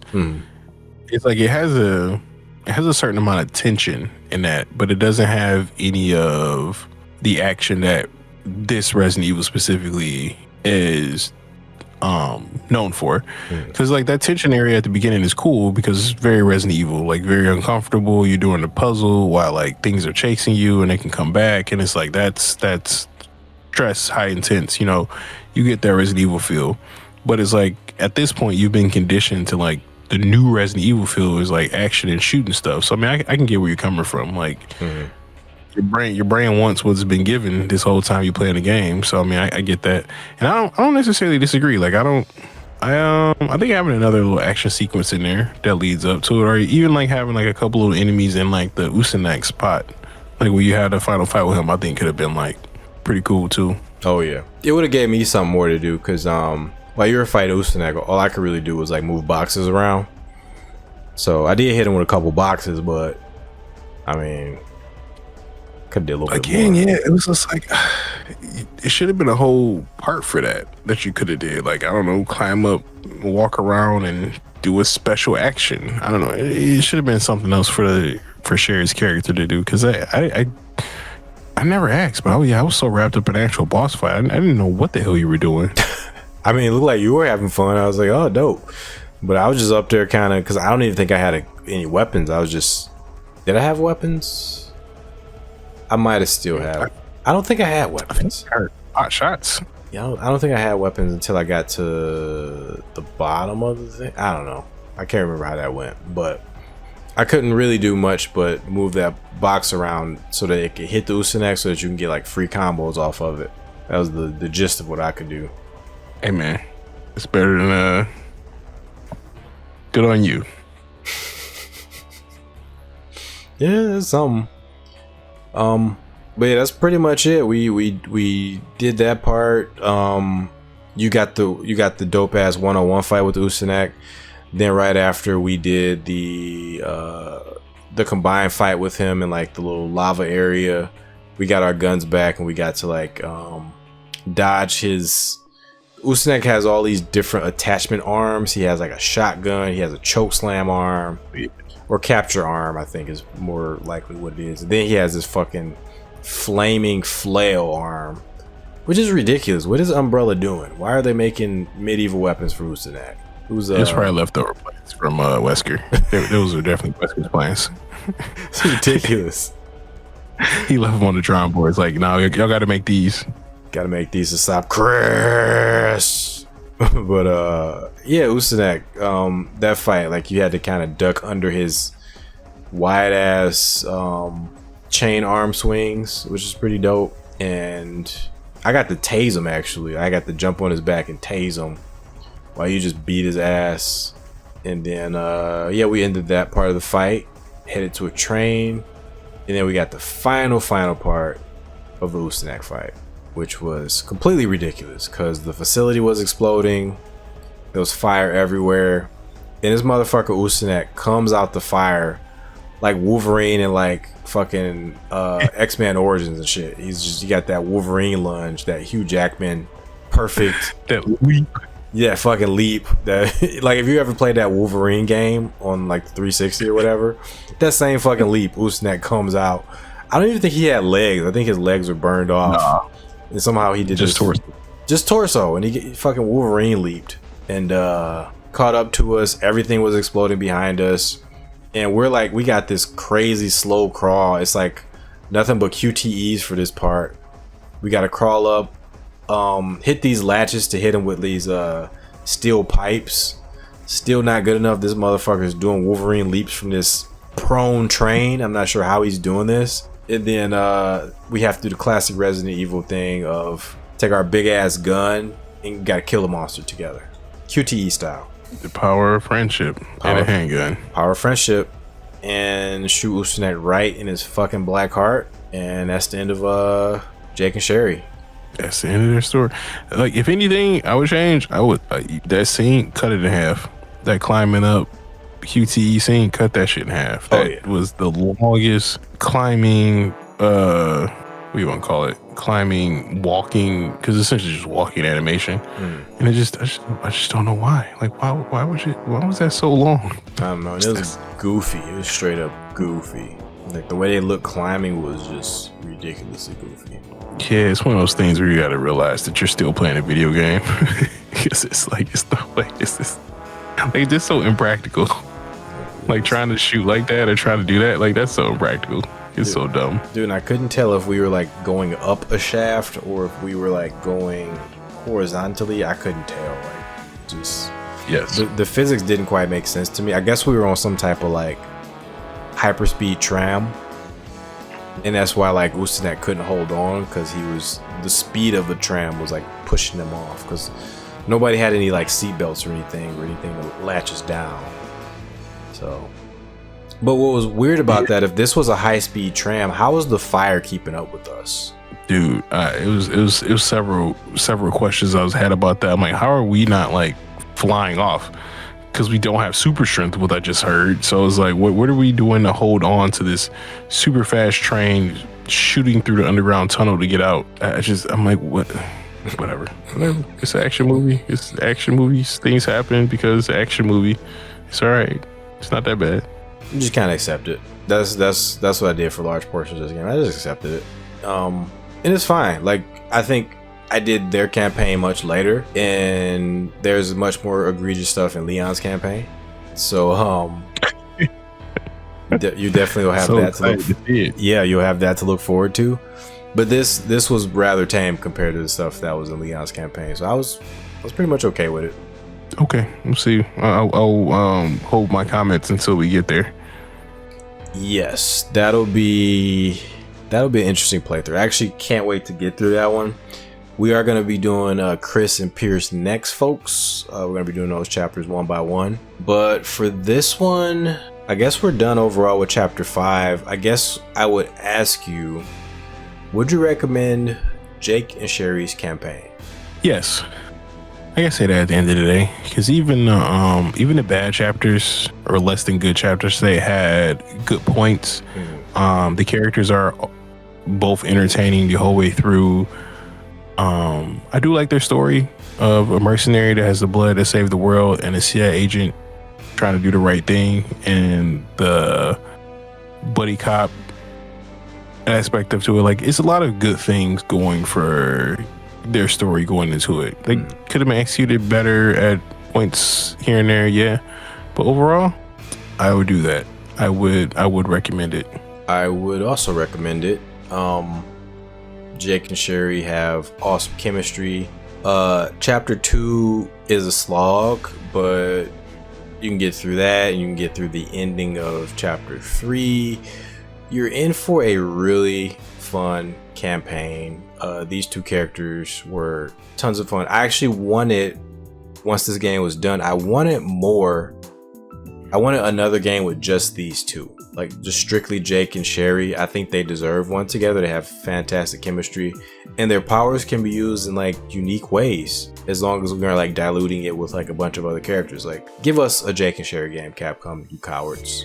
Just give it to us. No, I agree. I think that'd be a great way to explore both the characters more, and you can do like even if you did like a Resident Evil 5 style game, but like make it do a short one, do like 5-hour 8-hour game or something, like make it a 20-hour download only game, what I mean, just to test the waters. Not, but I think they deserve more, because their characterization and their chemistry was great, and it shouldn't just die with the game just because it had some, that the game itself wasn't perfect at the beginning, or not. I know what you're saying.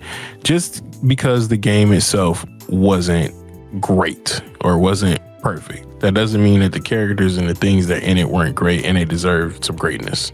Yeah, you can't just, I guess the term is throw the baby out with the bathwater. Like, that's why I love this game, despite its flaws, because it has so many good things in it that have so much potential, that I can see that potential, and I can actually enjoy what's good about the game while still acknowledging the bad parts of the game. I definitely, if they ever remake this, do I want them to remake this? I kind of do, because only for the fact that I want to see this battle system done more. Like, this battle system is pretty much a one and done. We haven't seen one like this in any other game ever created. So I would like another crack at this particular battle system with a better focus on the battle system itself and the scenarios. So that's how I'm feeling about their campaign. I think it's a damn good campaign, lots of potential, but it does have a lot of flaws too. Okay, then I guess my last question would be, what would you, out of all 5 chapters, you had to rank them from your favorite to your least favorite? Good fucking question. Okay, let's do the live. F it. So chapter 5 has to be number 1. Okay. 100%. I think for me, I kind of hate to say it, but chapter 3 would be my second favorite, because chapter 3 and chapter 1 have the same problems. The ending, it just goes off the rails in the end. I was 4 and 1 or 3 and 1? 3 and 1. Okay. 3 and 1 in particular. I'm gonna put chapter 1 at number 3. I'm gonna put chapter 4 at number 4. Then I'm going to put chapter 2 at the last place, because that chapter can go to hell. And what about your ranks? That's what, like, the hardest one is my number 2. The first 2. Okay. The first 2. Yeah, because for me, like 5 or 1 could obviously, because could honestly be first place. I think I want to go with 1. So I think I'm going to go 1, 5, 4, 3, 2. 1, 5, 4, 3, 2. That makes sense. Yeah, because 1 was like I said, 1 and 5. Like if you ask me tomorrow, I might say 5, 1. You know what I mean? So those two, like, because for this, a lot of the same reasons, like a great start, great finish. Like I think great character start, great character end. Like I know it's not the end of the characters, but the end of their story. Like I thought for everything that chapter 1 does, chapter 5 does it as a good book. They're good bookends for each other. So that's why I placed them both at 1 and 2. I go to, for the sake of actually picking an answer, yes, I will stick with 1 being 1, 5 being 2. The chapter 4, I just enjoyed it. It was the second chapter that I really felt like I felt coming away from it very positively, and I really wanted to go into the 5th chapter. It's really good. And then chapter 3, that tank and the grasshopper after that can go to hell, and the lizard can live in the 9th circle of hell where it belongs. I think I think I was more offended by the helicopter than you were in chapter 1. I think you were more offended by the tank than I was in chapter 3. But essentially, we had the same problems with those chapters. Just a super weak fucking end that took the main gameplay away and forced you into this stupid way of doing things. But I guess on top of that, for you, it was like the camera shit on top of that was like just... Yeah, it was so much at that last like 20 minutes of 3 that just wasn't going well. It was all bad. Yeah, that's a good way of putting it. It's all bad. All right, are you looking forward to the other chapters to come? I mean, I don't know about Leon and Helena's the way you've been dragging them through the mud the whole time, but talking all the shit. Chris and Pierce, yeah, because I found them to be the most interesting other set of characters, just based off of Jake and Sherry's interactions with them.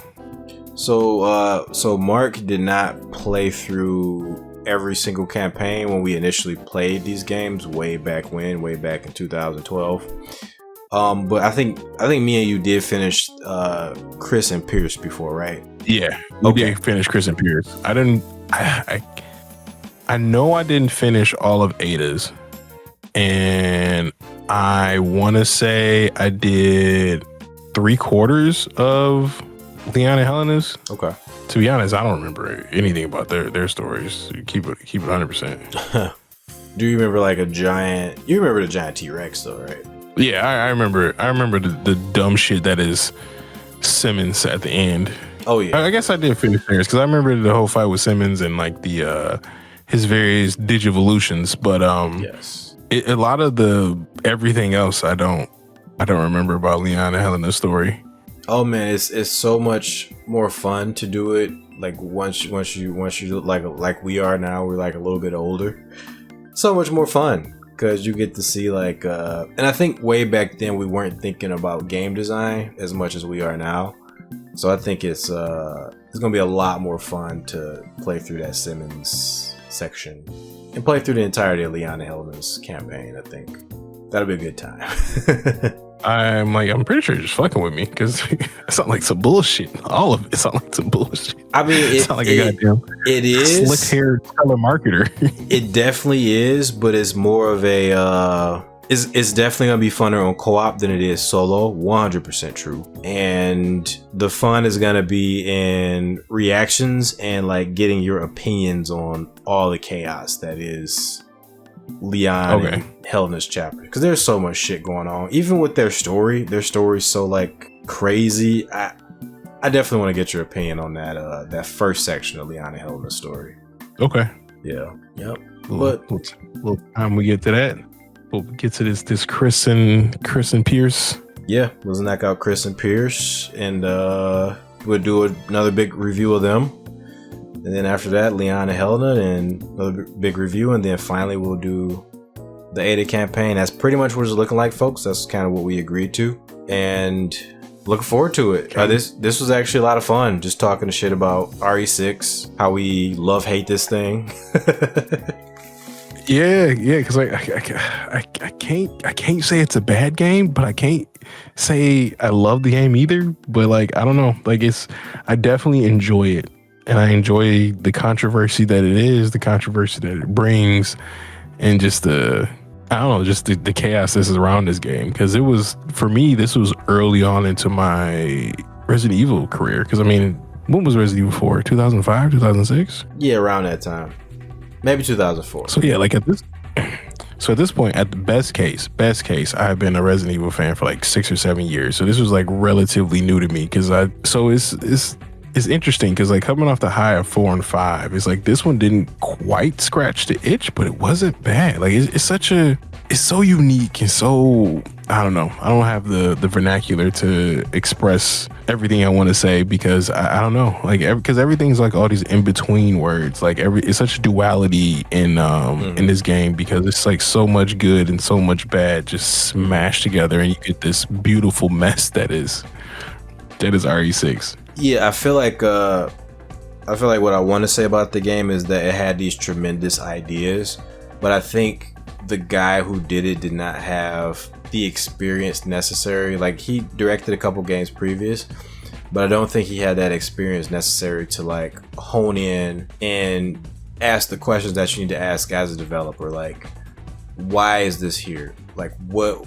Not just why this is here. What does this feel like when we're using this? Like, the people in charge previously constantly thought about how the game feels. That was their number one concern. Does it feel good? Does this feel good to do? And I don't think, I think to a certain degree for the combat, yeah, but the other systems, that sort of consideration wasn't considered. They didn't consider like, how do these menus feel in combination with this combat system? Like how does this like herb case feel when we're trying to mix it while we're like surrounded and got all these enemies to deal with? Like that, I don't think that consideration was thought about at all. 100,000% agree with that. Yeah. That I feel like it's really what it is. And that's the crazy part. Like we started this review off pretty fucking negative, but that's not how either one of us feel about the game. We actually are pretty, I ain't gonna say high on the game, but it is a mixed response. But I'm pretty sure we're both more positive on the game than we are negative. Yeah.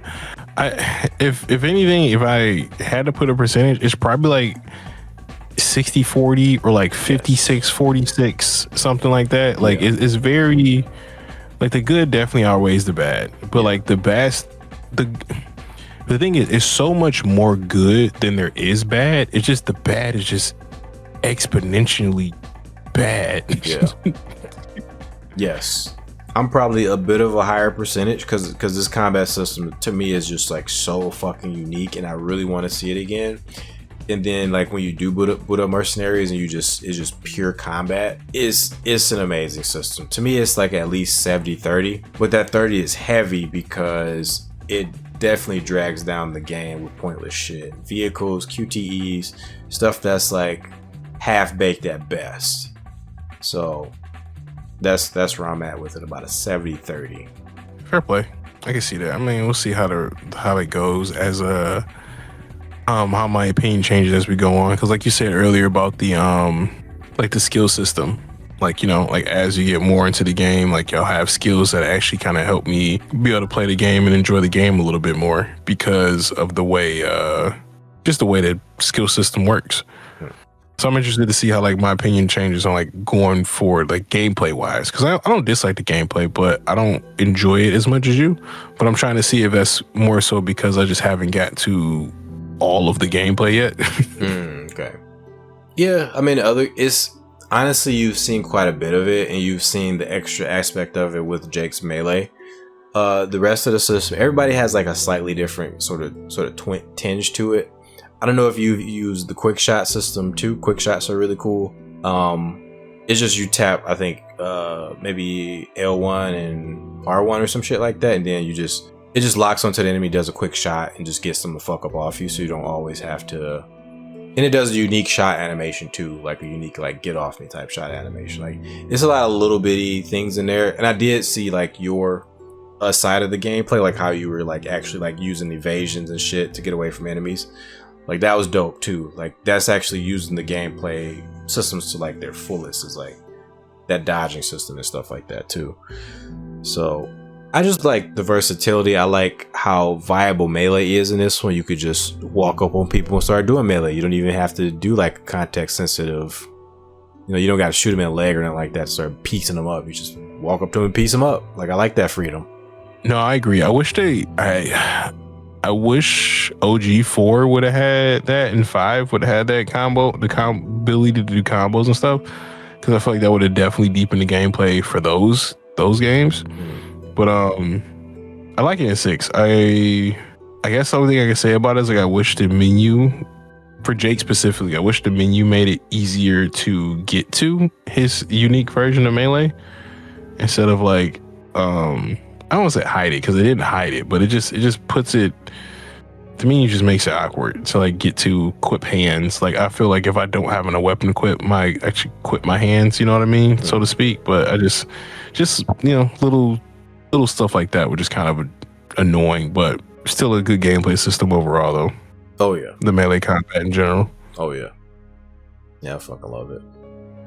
All right, well, I think that's gonna wrap us up. We definitely didn't plan on going 2 hours 30 minutes, but we sure did. It's what it is. So yeah, apparently we had a lot of shit to say about RE6, which is good. I definitely appreciate hearing Mark's opinions on the game. We both had a really good time co-oping it, and we're gonna do some more.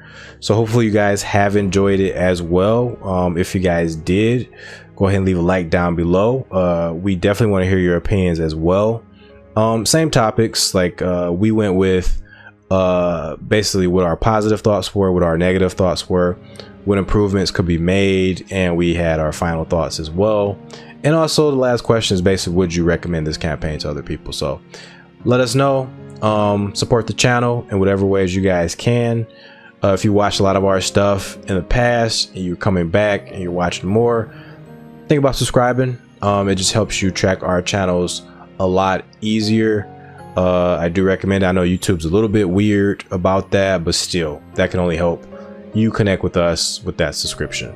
So appreciate you guys. Do you have any closing kind of thoughts or anything, Mark? Hey, nah, you took all the generic YouTube stuff out the way. So yeah, like, subscribe. See y'all later. Bye. Peace. Catch y'all later. My bad say, Warby Polo, stay cold.